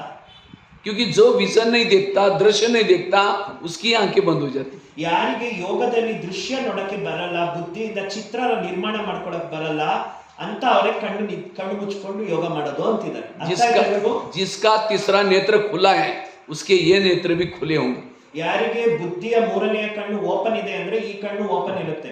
ಯಾರು ನಿದ್ದೆ ಮಾಡ್ತಿದ್ದಾರೆ ಯೋಗದಲ್ಲಿ ಅಂದ್ರೆ ಬುದ್ಧಿ ಕಣ್ಣು ಮುಚ್ಚಿದೆ ಅಂತ ಅರ್ಥ. इसलिए आंखें, और केवल खोल के भी नहीं बैठो. कोई मेहमान आया घर में, चेहरे की तरफ देखते रहो, वो कहेगा फोन क्यों किया था, इसी तरह कई भाई बहन योग क्या समझते हैं, फोटो की तरफ देखते रहना, फिर घड़ी में देखेंगे और कब तक देखना, फिर फोटो की तरफ देख। अब कोई घर में मेहमान बैठा है, चेहरे की तरफ देखते रहो, घड़ी की तरफ, उसको लगा कि शायद मैं इनके घर में आने के बाद ये शायद उनको डिस्टर्ब कहीं जाना होगा, इसलिए ना घड़ी दिखाई पड़े ना कुछ, एक बार बैठे गहरी, ये है योग, इसकी एकाग्रता, ऐसा हमें योग करना। ಹೇಗೆ ನಿಮ್ಮ ಮನೆಗೆ ಯಾರಾದ್ರೂ ನೆಂಟರು ಬಂದಿರ್ತಾರೆ, ಕಣ್ಣು ನೀವು ನೋಡ್ತಾ ಇರ್ತೀರಾ, ಟೈಮ್ ನೋಡ್ತಾ ಇರ್ತೀರಾ, ಕಣ್ಣು ನೋಡ್ತಾ ಇರ್ತೀರಾ, ಅವನ ಟೈಮ್ ನೋಡ್ತಾ ಇರ್ತೀರಾ, ಅವ್ರೇನ್ ಅನ್ಕೊಳ್ತಾರೆ, ನನ್ ಬಂದಿರೋದು ಇಷ್ಟ ಇಲ್ಲ, ನಾನು ಹೋಗ್ಬೇಕು ಅಂದ್ಬಿಟ್ಟು ಇವರು ನನಗೆ ಆ ರೀತಿ ನೋಡ್ತಾ ಇದ್ದಾರೇನೋ ಅಂತ ಹೇಳ್ಬಿಟ್ಟು. ಅದೇ ತರ ಬಾಬಾರವರನ್ನ ನೀವು ಕರೆದು ಬಿಟ್ಟು ಬುದ್ಧಿಯಲ್ಲಿ ಬಾಬಾನೇ ನೋಡೇ ಇಲ್ಲ ಅಂತ ಹೇಳಿದ್ರೆ ಬಾಬಾ ಹೆಂಗೆ ನಿಮ್ಮ ಜೊತೆಗೆ ಅನುಭವ ಆಗ್ತಾರೆ? ಯೋಗದಲ್ಲಿ ಏಕಾಗ್ರತೆ ಇರಬೇಕು ಅಂದ್ರೆ ಬುದ್ಧಿಯಲ್ಲಿ ಚಿತ್ರ ಕ್ರಿಯೇಟ್ ಮಾಡ್ಕೊಳ್ಳೋ ಅಂತ ಅನುಭವ ಇರಬೇಕು. योग की एक सिंपल विधि क्या है, एक सिंपल एग्जांपल आपको देता हूँ। योग की एक्चुअली विधि क्या है? जैसे आजकल मोबाइल को चार्ज करते, तो मोबाइल चार्ज करने की विधि क्या है? आजकल तो बड़ी बड़ी माताओं के पास, सबके पास मोबाइल होता है, और सबको मोबाइल कैसे चार्ज करते हैं सबको पता भी है. ಮೊಬೈಲ್ ಚಾರ್ಜಿಂಗ್ ಮಾಡೋದು ಈಗಂತೂ ಎಲ್ಲ ವಯಸ್ಸಾಗಿರ್ತಕ್ಕಂತಹ ಮಾತೆಗೂ ಗೊತ್ತಾಗ್ಬಿಟ್ಟಿದೆ. ಯಾಕಂದ್ರೆ ಮೊಬೈಲ್ ಯೂಸ್ ಮಾಡೋದು ಈಗ ಕಲ್ತ್ಕೊಂಡಿದ್ದಾರೆ ಅಂದ್ರೆ ಚಾರ್ಜಿಂಗ್ ಮಾಡೋದು ಎಲ್ರಿಗೂ ಗೊತ್ತಾಗ್ಬಿಟ್ಟಿದೆ. तो कैसे चार्ज करते हैं? मोबाइल, और मोबाइल चार्ज नहीं होता, चार्ज उसकी बैटरी होती. ಮೊಬೈಲ್ ಚಾರ್ಜ್ ಮಾಡೋದು ಅಂದ್ರೆ ಏನು? ಮೊಬೈಲ್ ಅಲ್ಲ ಚಾರ್ಜ್ ಆಗ್ತಾ ಇರೋದು, ಅದ್ರ ಒಳಗಡೆ ಇರೋ ಬ್ಯಾಟ್ರಿ ಚಾರ್ಜ್ ಆಗ್ತಾ ಇರೋದು. इसी तरह शरीर हमारा मोबाइल है और उसके अंदर की बैटरी है आत्मा. तो हमारा योग में कोई शरीर में ताकत नहीं आती, आत्मा में ताकत आती. ಹಾಗೇನೆ ಈ ಶರೀರ ಒಂದು ಮೊಬೈಲ್ ಆಗಿದೆ, ಈ ಮೊಬೈಲ್ ಅಲ್ಲಿ ಇರ್ತಕ್ಕಂಥ ಆತ್ಮ ಏನಿದೆ ಇದು ಚಾರ್ಜಿಂಗ್ ಆಗ್ಬೇಕಾಗಿದೆ, ಬ್ಯಾಟ್ರಿ ಆಗಿದೆ. ನಮ್ಮ ಯೋಗ ಶರೀರ ಚಾರ್ಜ್ ಮಾಡೋದಲ್ಲ, ನಮ್ಮ ಯೋಗ ಆತ್ಮನೇ ಚಾರ್ಜ್ ಮಾಡುತ್ತೆ. जैसे मोबाइल को चार्ज करने के लिए क्या करते हैं, उसको प्लग के पास लाकर रखते हैं. ऐसे नहीं कि कहीं रोड पर डालो, कहीं इधर उधर डालो, चार्ज नहीं होगा. इसी तरह ये आत्मा रूपी बैटरी को चार्ज करने के लिए बाबा ने जगह जगह पर प्लग के पॉइंट बनाए, ये सेंटर्स, ये पाठशाला, ये प्लग्स बनाए. ಅಣ್ಣವ್ರ ಎಷ್ಟು ಸುಂದರವಾಗಿ ಹೇಳ್ತಾ ಇದ್ದಾರೆ, ಹೇಗೆ ಈಗ ಮೊಬೈಲ್ಸ್ ಎಲ್ಲರೂ ಕೂಡ ಚಾರ್ಜ್ ಮಾಡೋದು ಜಾಸ್ತಿ ಆಗಿರೋದ್ರಿಂದ ಎಲ್ಲಾ ಕಡೆ ಪ್ಲಗ್ ಪಾಯಿಂಟ್ಸ್ ಇಟ್ಬಿಟ್ಟಿರ್ತಾರೆ. ಹಾಗೇನೆ ಬಾಬರವರ ಒಂದೊಂದು ಮನೆಗಳು, ಗೀತಾ ಪಾಠಶಾಲೆಗಳು, ಕ್ಲಾಸಸ್, ಇದೆಲ್ಲ ಪ್ಲಗ್ ಪಾಯಿಂಟ್ಸ್ ಆಗಿದೆ. ನಮ್ಮ ಆತ್ಮನ ಹೋಗಿ ಚಾರ್ಜ್ ಮಾಡ್ತಕ್ಕಂತಹ ಪ್ಲಗ್ ಪಾಯಿಂಟ್ಸ್ ಆಗಿದೆ.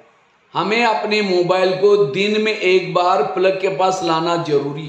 ನಮ್ಮ ಆತ್ಮ ರೂಪಿ ಬ್ಯಾಟ್ರಿ ಚಾರ್ಜ್ ಮಾಡ್ಲಿಕ್ಕೆ, ಮೊಬೈಲ್ ಚಾರ್ಜ್ ಮಾಡ್ಲಿಕ್ಕೆ ನಾವು ಮೊಬೈಲ್ ನ ದಿನ ಎಲ್ಲಿ ಪಾಯಿಂಟ್ ಇದೆ ಅಲ್ಲಿ ತಗೊಂಡು ಬರಲೇಬೇಕು.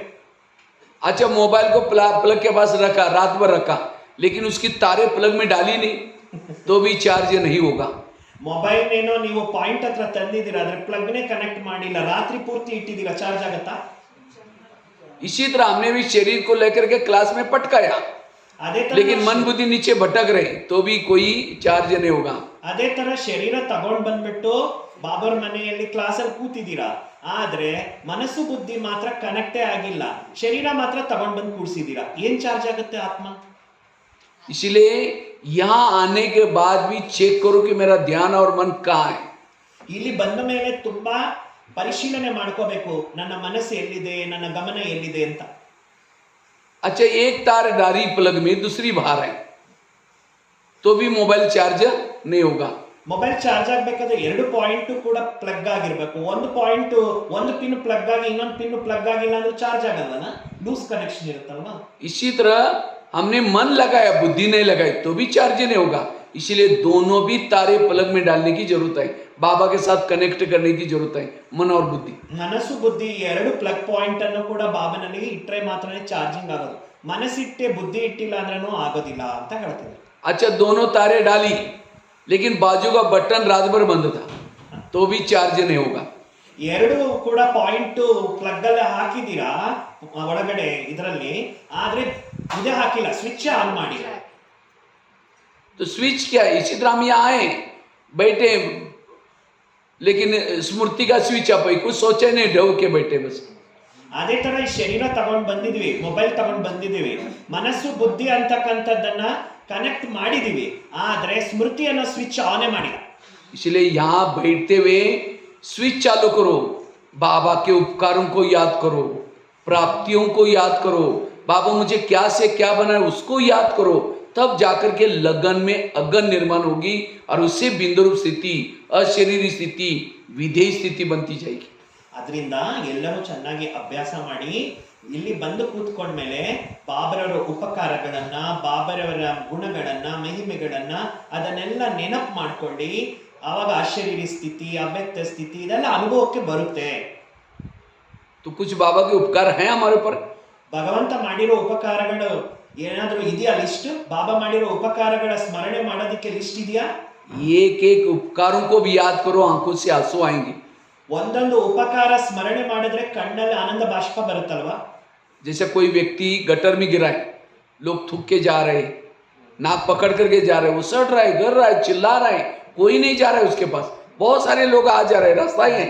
एक व्यक्ति ने देखा रे गटर में गिरा हुआ है, वो सीधा ही उस गटर में उतरता है. वो ये नहीं सोचता मेरे कपड़े खराब हो जाएंगे, वो सीधा उसके पास गया और सीधा लेकर के उसको गले लगाया.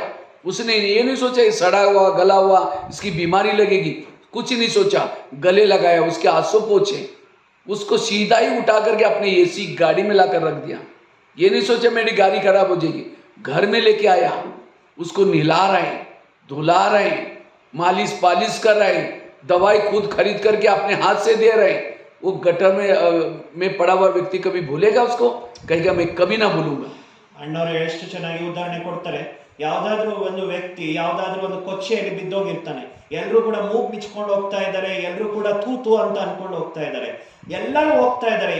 ಒಂದು ವ್ಯಕ್ತಿ ಮಾತ್ರ ಅರೆ ಇವ್ರು ಕೊಚ್ಚೆಯಲ್ಲಿ ಬಿದ್ದೋಗಿದ್ದಾನಲ್ಲ, ಅಪಾಯದಲ್ಲಿ ಇದ್ದಾನೆ ಅಂತ ಏನು ಯೋಚನೆ ಮಾಡದೆ, ಗಲೀಜ್ ಅಂತಾನೆ ಯೋಚನೆ ಮಾಡದೆ ಕೆಳಗೆ ಇಳಿದು ಬಿಟ್ಟು ಅವನನ್ನ ಮೇಲಕ್ಕೆ ತಗೊಂಡು ಬಂದು ಅವನ ಕಣ್ಣೀರನ್ನ ಒರೆಸಿ ಅವನನ್ನ ಮಡಿಲಲ್ಲಿ ತಗೊಂಡು ನನ್ನ ಬಟ್ಟೆ ಗಲೀಜಾಗತ್ತೆ, ನನ್ನ ದೇಹ ಕಾಯಿಲೆ ಏನಾದ್ರು ಅಂಟ್ಕೊಳತ್ತೆ, ಏನು ಯೋಚನೆ ಮಾಡದೆ ಅವನು AC ಕಾರಲ್ಲಿ ಕುಡಿಸ್ಕೊಂತಾನೆ. ಕಾರು ಗಲೀಜಾಗುತ್ತೆ ಅಂತ ಅನ್ಕೊಳ್ಳಲ್ಲ, ಮನೆಗೆ ಕರ್ಕೊಂಡು ಹೋಗ್ತಾನೆ, ಅವನಿಗೆ ಚೆನ್ನಾಗಿ ಸ್ನಾನ ಪಾನ ಎಲ್ಲ ಮಾಡಿಸಿ ಅವನಿಗೆ ಮೆಡಿಸಿನ್ ಕೊಟ್ಟು ಎಲ್ಲ ಸ್ವಚ್ಛ ಮಾಡಿ ಅವನನ್ನ ಆ ಕೊಚ್ಚೆಯಿಂದ ಮೇಲಕ್ಕೆ ಎತ್ತಿರ್ತಾನೆ. ಅಂತ ವ್ಯಕ್ತಿ ಯಾರಿಗಾದ್ರೂ ಸಹಾಯ ಮಾಡಿದ್ರೆ ಅವರನ್ನು ಮರೆಯಕ್ಕಾಗತ್ತಾ? इसी तरह आज हम 63 जन्मों से विकारों के गटर में गिरे थे, किसी ने नहीं उठाया, उठाने के तो छोड़ो और ये लात मार के गिराया.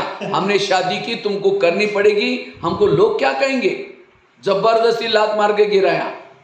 परमात्मा परम धाम से आया, उसी गटर से निकाला और यहाँ तक पहुँचने के लिए क्या क्या किया बाबा ने. पति दुनिया में आया, कितनी बहनों को समर्पित किया, कितने बड़ा बड़ा मेला कराया, कहाँ आपका घर, कहाँ वो, और आज 7 दिन तक निलाया, रोज हमें पढ़ा रहा है टीचर बन करके, सदा साथ में.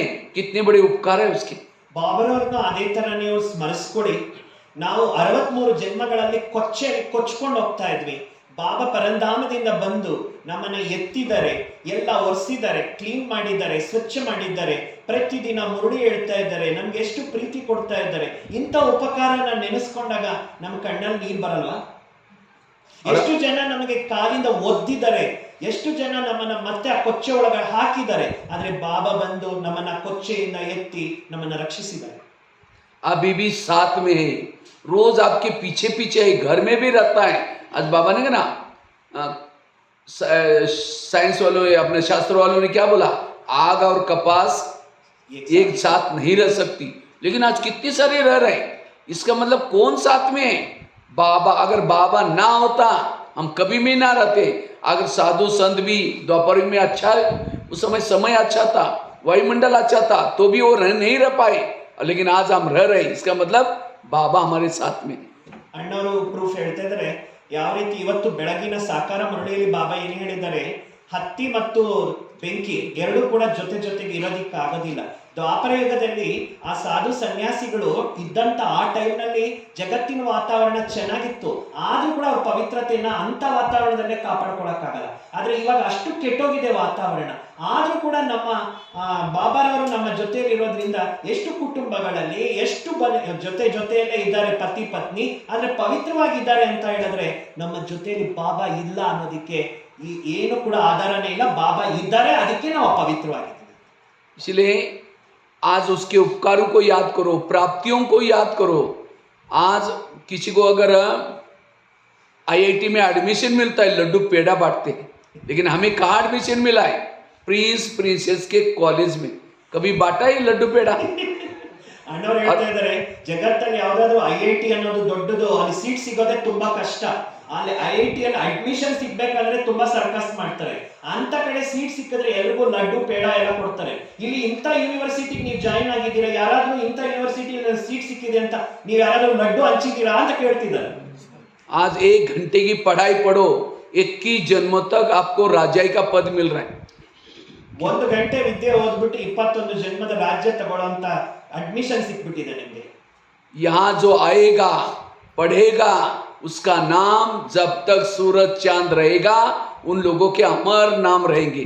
ಯಾರು ಇಲ್ಲಿ ಬರ್ತಾರೆ ಓದ್ತಾರೆ ಅಂತ ಅವರ ಹೆಸರು ಎಲ್ಲಿ ತನಕ ಸೂರ್ಯ ಚಂದ್ರ ಅಮರವಾಗಿರ್ತಾರೆ ಅಲ್ಲಿವರೆಗೂ ಕೂಡ ನಿಮ್ಮ ಹೆಸರು ಅಮರವಾಗಿರುತ್ತೆ. ताली तो बजाओ. ಚಪ್ಪಾಳೆ ತಟ್ಟಿ. अभी भी हनुमान गणेश ये कौन है जिन्होंने 5000 साल पहले परमात्मा के, आज कहा ना बाबा ने, बापूजी का, गांधी जी क्या करते हैं, उन्होंने अंग्रेज लोगों को भगाया, जिन्होंने मदद की अभी भी सुखी है. और आप तो बापूजी का बापूजी शिव बाबा भारत से अंग्रेज विकार रूपी अंग्रेज को भगाने के लिए जिन्होंने मदद किया, वो कितना समय तक फ्रीडम फाइटर बन करके रहेंगे, वही राज्य करेंगे. ಬಾಬಾ ಅಣ್ಣವ್ರು ಹೇಳ್ತಿದ್ದಾರೆ, ಬಾಬಾ ಇವತ್ತು ಹೇಳಿದ್ರಲ್ಲ, ಆ ಗಾಂಧೀಜಿ ಏನು ಮಾಡಿದ್ರು, ಬ್ರಿಟಿಷರ್ನ ಇಲ್ಲಿಂದ ಓಡಿಸಿದ್ರು, ಎಲ್ಲರನ್ನು ಕೂಡ ಸ್ವತಂತ್ರ ಮಾಡಿದ್ರು, ಎಲ್ಲರೂ ಸುಖವಾಗಿದ್ದಾರಲ್ಲ. ಅದೇ ತರ ಬಾಪೂಜಿ ಮೇಲೆ ಬಾಪೂಜಿ ನಮ್ಮ ಒಳಗಡೆ ಇರ್ತಕ್ಕಂಥ ವಿಕಾರಗಳೆನ್ನುವ ಬ್ರಿಟಿಷರ್ನೆಲ್ಲ ಓಡಿಸಿದಾನೆ, ನಮ್ಮನ್ನೆಲ್ಲನೂ ಕೂಡ ಫ್ರೀ ಮಾಡಿದ್ದಾನೆ ಅಂತ ಹೇಳಿದಾಗ ನಾವು ಈ ಬಾಪೂಜಿಯನ್ನ ಎಷ್ಟು ಪ್ರೀತಿಯಿಂದ ನೆನಪು ಮಾಡಬೇಕಾಗಿದೆ. इसलिए योग में बैठते तो प्राप्तियों को, उपकारों को, ये सब याद करेंगे. ये तो मैं मोबाइल की बात सुना रहा था, तारे डाली, स्विच चालू किया, अच्छा स्विच चालू किया, फिर तार को डाल रहे हैं निकाल रहे प्लग से, फिर डाल रहे हैं फिर निकाल रहे हैं, डाल रहे हैं निकाल रहे हैं, क्या बैटरी चार्ज होगी? नहीं होगी. ಹೇಳ್ತಾ ಇದ್ದಾರೆ, ಯಾಕೆ ನಾನು ಮೊಬೈಲ್ ಉದಾಹರಣೆ ಕೊಟ್ಟೆ ಅಲ್ಲ, ನೀವು ಪ್ಲಗ್ ಪಾಯಿಂಟ್ ಚಾರ್ಜ್ ಮಾಡಿ ಇಟ್ರಿ, ಹಂಗೆ ಸ್ಥಿರವಾಗಿರ್ಬೇಕು, ತೆಗಿಯೋದು ಹಾಕೋದು ತೆಗಿಯೋದು ಹಾಕೋದು, ಚಾರ್ಜ್ ಆಗುತ್ತೆ ಅದು. ಸೊ ಯೋಗ ಅಂದ್ರೆ ಪ್ರಾಪ್ತಿ, ಸ್ಮೃತಿ, ಉಪಕಾರಗಳನ್ನ ಸ್ಮರಣೆ ಮಾಡಬೇಕು, ಆವಾಗ ಯೋಗ ನಿಮಗೆ ಚೆನ್ನಾಗುತ್ತೆ. तो हम भी कैसे तार डालते निकालते, समझो कोई माता योग लगाने के लिए आ रहे और आते आते रास्ते में देखा कि बहुत अच्छा सब्जी वाला जा रहा है, बैंगन की सब्जी लेके जा रहा है, फिर सोचे कि वाह कितनी अच्छी सब्जी है, चलो आज शाम को इसकी खाना सब्जी बनाएंगे. पहले सोचेंगे जाकर के योग लगाएंगे और जाते समय लेके जाएंगे, इसका दुकान तो यही है. फिर यहाँ करके बैठे, लाल लाइट चल रहा है, गीत बज रहा है, शुरू करके मैं आत्मा हूँ, शांत स्वरूप हूँ, शक्ति स्वरूप हूँ. फिर सोचे झोला थैला तो लाए नहीं, और सब्जी कैसे लेके जाए, तार प्लग से निकल गई. ಅಣ್ಣವ್ರ ಎಕ್ಸಾಂಪಲ್ ಕೊಡ್ತಾರೆ, ಒಂದು ಮಾತೇಜಿ ಮನೆಯಿಂದ ಕ್ಲಾಸಿಗೆ ಬರ್ತಾ ಇರ್ತಾರೆ, ಬರ್ಬೇಕಾದ್ರೆ ಒಳ್ಳೆ ಫ್ರೆಶ್ ಆಗಿರ್ತಕ್ಕಂಥ ತರಕಾರಿ ನೋಡಿರ್ತಾರೆ, ಹೋಗ್ಬೇಕಾದ್ರೆ ಕ್ಲಾಸಿಂದ ನಾನು ತರಕಾರಿ ತಗೊಂಡು ಹೋಗ್ಬೇಕು ಅಂತ ಅನ್ಕೊಳ್ತಾರೆ. ಆ ತರಕಾರಿ ಏನು ನೋಡಿರ್ತಾರಲ್ವಾ, ಆ ಸಬ್ಜಿ ನೋಡಿರ್ತಾರಲ್ಲ, ಅದು ಬುದ್ಧಿಯಲ್ಲಿ ಇರುತ್ತೆ ಹೋಗುವಾಗ ತಗೊಂಡು ಹೋಗ್ಬೇಕು ಅಂತ. ಸೆಂಟ್ರಿಗೆ ಬರ್ತಾರೆ, ರೆಡ್ ಲೈಟ್ ಹಾಕಿರ್ತಾರೆ, ಮ್ಯೂಸಿಕ್ಕು ಹಾಕಿರ್ತಾರೆ, ಹಾಡು ಹಾಕಿರ್ತಾರೆ, ಯೋಗ ಮಾಡ್ತಾ ಇರ್ತಾರೆ, ನನ್ನ ಶಾಂತ ಸ್ವರೂಪ, ನನ್ನ ಪ್ರೇಮ ಸ್ವರೂಪ, ಬಾಬನ ಜೊತೆ ಯೋಗ ಮಾಡ್ತಿದ್ದಾರೆ. ಅಯ್ಯೋ ನನ್ನ ತರಕಾರಿ ತಗೊಂಡು ಹೋಗ್ಬೇಕು, ಆದ್ರೆ ನಾನು ಬ್ಯಾಗೇ ತಗೊಂಡು ಬಂದಿಲ್ವಲ್ಲ, ಹೋಗ್ಬೇಕಾದ್ರೆ ಅಂಗಡಿ ತೆಗ್ದಿರುತ್ತೋ ಇಲ್ವೋ, ಇಂಥ ಆಲೋಚನೆ ಮಾಡ್ತಾರೆ. फिर कहेंगे ठीक है वहाँ प्लास्टिक की बैग तो होगी, उसमें लेके जाएंगे. फिर शुरू करके मैं आत्मा हूँ, शांत स्वरूप हूँ, शक्ति स्वरूप हूँ. फिर सोचे कि गैस के ऊपर जो दूध रखा था गर्म करने के लिए, शायद मैंने गैस को कम किया था या बंद किया था, कम किया था. उसको सामने आंखें तो फोटो को देख रहे हैं, कान गीत सुन रहे हैं, लेकिन बुद्धि रूपी आंख गैस को देख रहे हैं, वो गैस को देख रहे हैं, वही देख रहे हैं. ಅಣ್ಣವ್ರು ಹೇಳ್ತಾ ಇದ್ದಾರೆ, ಮತ್ತೆ ಯೋಚನೆ ಮಾಡ್ತಾರೆ, ಹೋಗ್ಲಿ ಬಿಡು ಆಮೇಲೆ ಕವರ್ ಅಲ್ಲೇ ತಗೊಂಡ್ಬಿಟ್ಟು ತರಕಾರಿ ತಗೊಂಡು ಹೋಗೋಣ ಅಂತ. ಅದ್ರದ್ದು ಸಾಲ್ವ್ ಆಯ್ತು. ಕಣ್ಣನ್ನು ಬಾಬನ್ ಫೋಟೋ ನೋಡ್ತಾ ಇದೆ, ಕಿವಿಯೇನೋ ಬಾಬರವರ ಹಾಡು ಮ್ಯೂಸಿಕ್ ಕೇಳಿಸ್ಕೊಂತಿದೆ. ಅರೆ ನಾನು ಹಾಲಿಟ್ಟಿದ್ನಲ್ಲ ಇವತ್ತು ಸ್ಟವ್ ಮೇಲೆ, ಸಿಮ್ ಕಡಿಮೆ ಮಾಡಿದ್ನೋ ಇಲ್ವೋ, ಮರ್ತು ಬಂದ್ಬಿಟ್ನೋ ಏನೋ, ಆಫ್ ಮಾಡಿದ್ನೋ ಇಲ್ವೋ. ಬುದ್ಧಿ ಆ ಕಣ್ಣು ಅದು ನೋಡ್ತಾ ಇದೆ, ಈ ಕಣ್ಣು ಬಾಬನ್ ಫೋಟೋ ನೋಡ್ತಾ ಇದೆ, ಕಿವಿ ಅಲ್ಲಿ ಮ್ಯೂಸಿಕ್ ಕೇಳಿಸ್ಕೊಂತಿದೆ, ಬುದ್ಧಿ ಮಾತ್ರ ಹೊರಗಡೆ ಇದೆ. फिर कहेंगे ठीक है कोई बुझाई देगा, मैं आत्मा हूँ, शांत स्वरूप हूँ, शक्ति स्वरूप हूँ. फिर सोचा अरे घर में तो मेहमान आने वाला था, मैंने सोचा था उसके लिए इडली बनाऊं, लेकिन रात को बातों बातों में तो दाल चावल तो भिगो ही नहीं, चलो छोड़ो कुछ और बना देगी. फिर कहेगी मैं आत्मा हूँ, शांत स्वरूप. लाल लाइट की सफेद लाइट हो गई, योग का टाइम पूरा हो गया. ಇಷ್ಟು ಕೆಲಸ ಮಾಡ್ತಾ ಇರ್ತಾರೆ. ಮತ್ತೆ ಇನ್ನೊಂದು ಆಲೋಚನೆಯನ್ನ ತಗೊಂಡ್ ಬರ್ತಾರೆ, ನಮ್ಮ ಮನೆಗೆ ನೆಂಟರು ಬರ್ಬೇಕು ಅಂತ ಹೇಳಿದಾರೆ, ಇಡ್ಲಿ ಮಾಡ್ಬೇಕು ಅನ್ಕೊಂಡೆ, ನಾನು ಅಕ್ಕಿ ಮತ್ತೆ ಬೇಳೆ ಎರಡು ಕೂಡ ನೆನೆ ಹಾಕ್ಲೇ ಇಲ್ವಲ್ಲ, ಇಡ್ಲಿ ಹೇಗ್ ಮಾಡೋದು ಅಂತ ಅನ್ಕೊಳ್ಳೋದು. ಮತ್ತೆ ನಾನು ಆತ್ಮ, ಶಾಂತ ಸ್ವರೂಪ, ಪ್ರೇಮ ಸ್ವರೂಪ, ಮತ್ತೆ ಇನ್ನೊಂದು ಮಾತು ನೆನೆಸ್ಕೊಳ್ಳೋದು, ಮತ್ತೆ ಶಾಂತ ಸ್ವರೂಪ, ಪ್ರೇಮ ಸ್ವರೂಪ. ಇಷ್ಟು ಮಾಡ್ತಾ ಇರ್ಬೇಕಾದ್ರೆ ರೆಡ್ ಲೈಟು ವೈಟ್ ಲೈಟ್ ಆಯ್ತು. इसलिए और इसके कारण ये हमारा जो यथार्थ, इसको कहते हैं यथार्थ योग।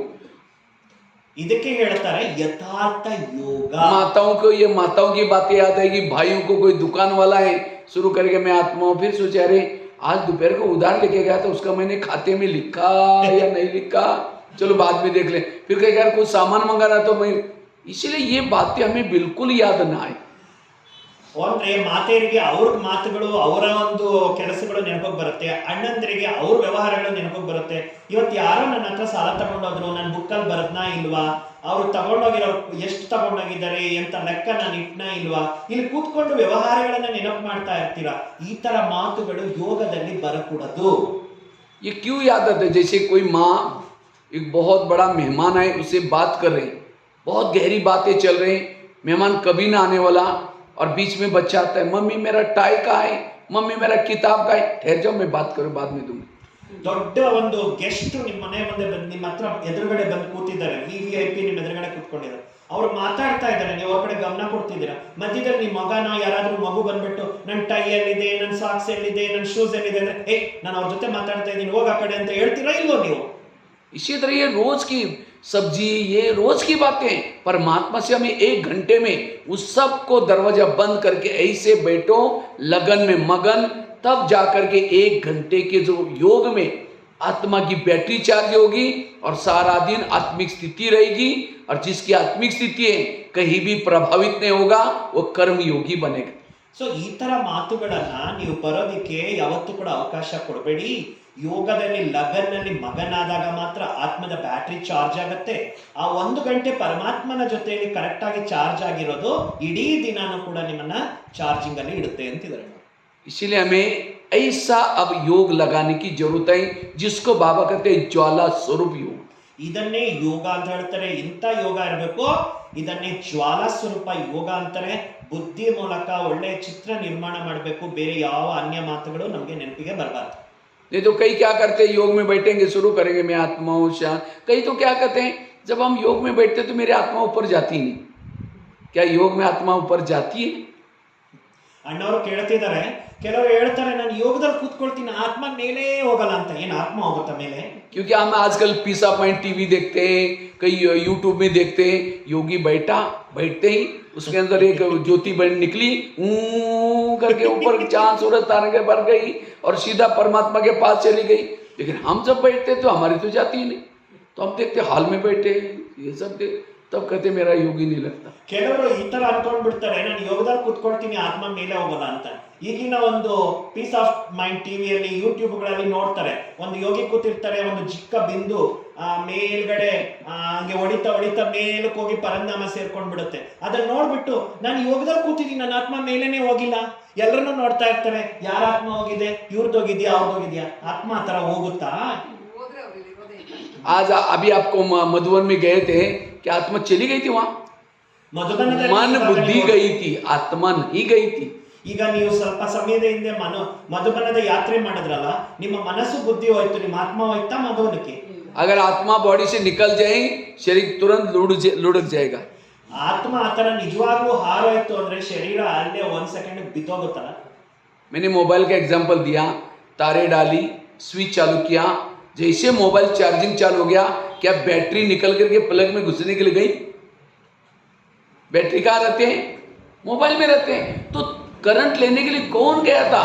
उसके साथ जो 2 कनेक्टर तारे थी जो अंदर से, वो जाकर के प्लस को टच होती है।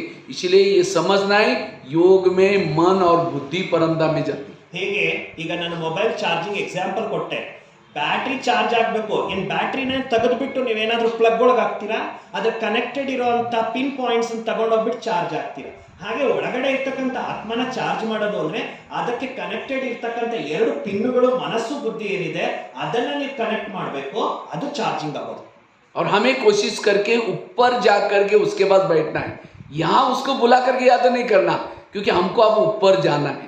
ಎಷ್ಟು ಸಾಧ್ಯ ಆದ್ರೆ ಅಷ್ಟು ನೀವು ಮೇಲ್ಗಡೆ ಪರಂಧಾಮಕ್ಕೆ ಹೋಗಿ ಬಾಬನ್ ನೆನಪು ಮಾಡಿ, ಯಾಕಂದ್ರೆ ಈಗ ನಾವು ವಾಪಸ್ ಮನೆಗೆ ಹೋಗುವಂತಹ ಸಮಯ ಬಂದಿದೆ ಅಂತ ಹೇಳ್ತಿದ್ದಾರೆ। यहाँ अगर बाबा को याद करेंगे वो भी योग है, लेकिन फिर आपको यहाँ से मोह नहीं छूटेगा। ಅಣ್ಣವ್ರು ಹೇಳ್ತಾರೆ ನೀವು ಯಾವಾಗ ಯೋಗ ಮಾಡಿದ್ರು ಬಾಬನ್ನೇ ಕೆಳಗಡೆ ಕರ್ದೇ ಯೋಗ ಮಾಡ್ತಾ ಇರ್ತೀರಾ ಅಂದ್ರೆ ನಿಮ್ಗೆ ಇಲ್ಲೇ ಬುದ್ಧಿ ಇರುತ್ತೆ, ಮೇಲೆ ಹೋಗೋದಿಲ್ಲ, ಇಲ್ಲಿನ ಮೋಹ ನಿಮ್ಮನ್ನು ಬಿಟ್ಟು ಹೋಗುತ್ತೆ. देखो मधुवन में बाबा आता है, लेकिन उस समय योग करते समय सामने ऊपर लेके जाता है अव्यक्त बाबा. ಹೇಗೆ ನೀವು ಅನುಭವ ಮಾಡಿರ್ಬೇಕು, ಅವ್ಯಕ್ತ ಬಾಬಾ ಮುರಳಿ ನುಡಿಸ್ಬೇಕಾದ್ರೆ ಎಲ್ಲಾರ್ಗು ಬುದ್ಧಿನ ಪರಂಧಾಮಕ್ಕೆ ತಗೊಂಡೋಗಿ ಅಂತ ಬಾಬಾನೇ ಯೋಗ ಮಾಡಿಸ್ತಾರಲ್ವಾ, ಸಾಮ್ನೆ बैठा लेकिन ಎದುರುಗಡೆ कहता हुआ ಇದ್ರೂ ಯಾಕೆ ಬುದ್ಧಿನ ಮೇಲಕ್ಕೆ ಕರ್ಕೊಂಡು ಹೋಗ್ತಾರೆ?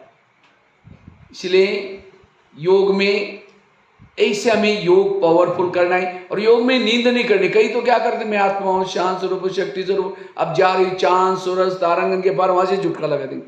अब तारांगन के पार से झुटका लगे नीचे हड्डी गुड्डी टूट जाएगी. ಅಣ್ಣವ್ರು ಹೇಳ್ತಾ ಇದ್ದಾರೆ ನೀವು ಯೋಗ ಮಾಡಿ ಅಂದ್ರೆ ನಮ್ಮ ಬುದ್ಧಿ ಮೇಲೆ ಹೋಗಬೇಕು. ಕೆಲವರು ಯೋಗ ಮಾಡ್ತಾರೆ, ಮಧ್ಯ ಮಧ್ಯದಲ್ಲಿ ನಿದ್ದೆ ಮಾಡ್ತಾ ಇರ್ತಾರೆ. ಯೋಗದಲ್ಲಿ ಆ ಒಂದು ಬುದ್ಧಿಯನ್ನ ಮೇಲಕ್ಕೆ ತಗೊಂಡೋಗುವಾಗ ನನ್ನ ಆತ್ಮ ಶಾಂತ ಸ್ವರೂಪ, ಸೂರ್ಯ ಚಂದ್ರ ನಕ್ಷತ್ರಗಳ ಮೇಲೆ ಹೋಗ್ತಾ ಇದ್ದೀನಿ ಅಂತ ಹೇಳೋದು, ಕೆಳಗಡೆ ತಲೆ ಹಾಕೋದು. ಕೆಳಗಡೆ ಬಿದ್ರೆ ಏನ್ ನಿಮ್ ಬೆನ್ನುಮೂಳೆ ಮುರಿದೋಗುತ್ತಾ? एक कुमारी ने मुझे क्वेश्चन पूछा, कहते भाई साहब, कहते मैं अमृतवेला उठती हूँ लेकिन परम धाम में नहीं जाती हूँ. तो मैंने कहा क्यों?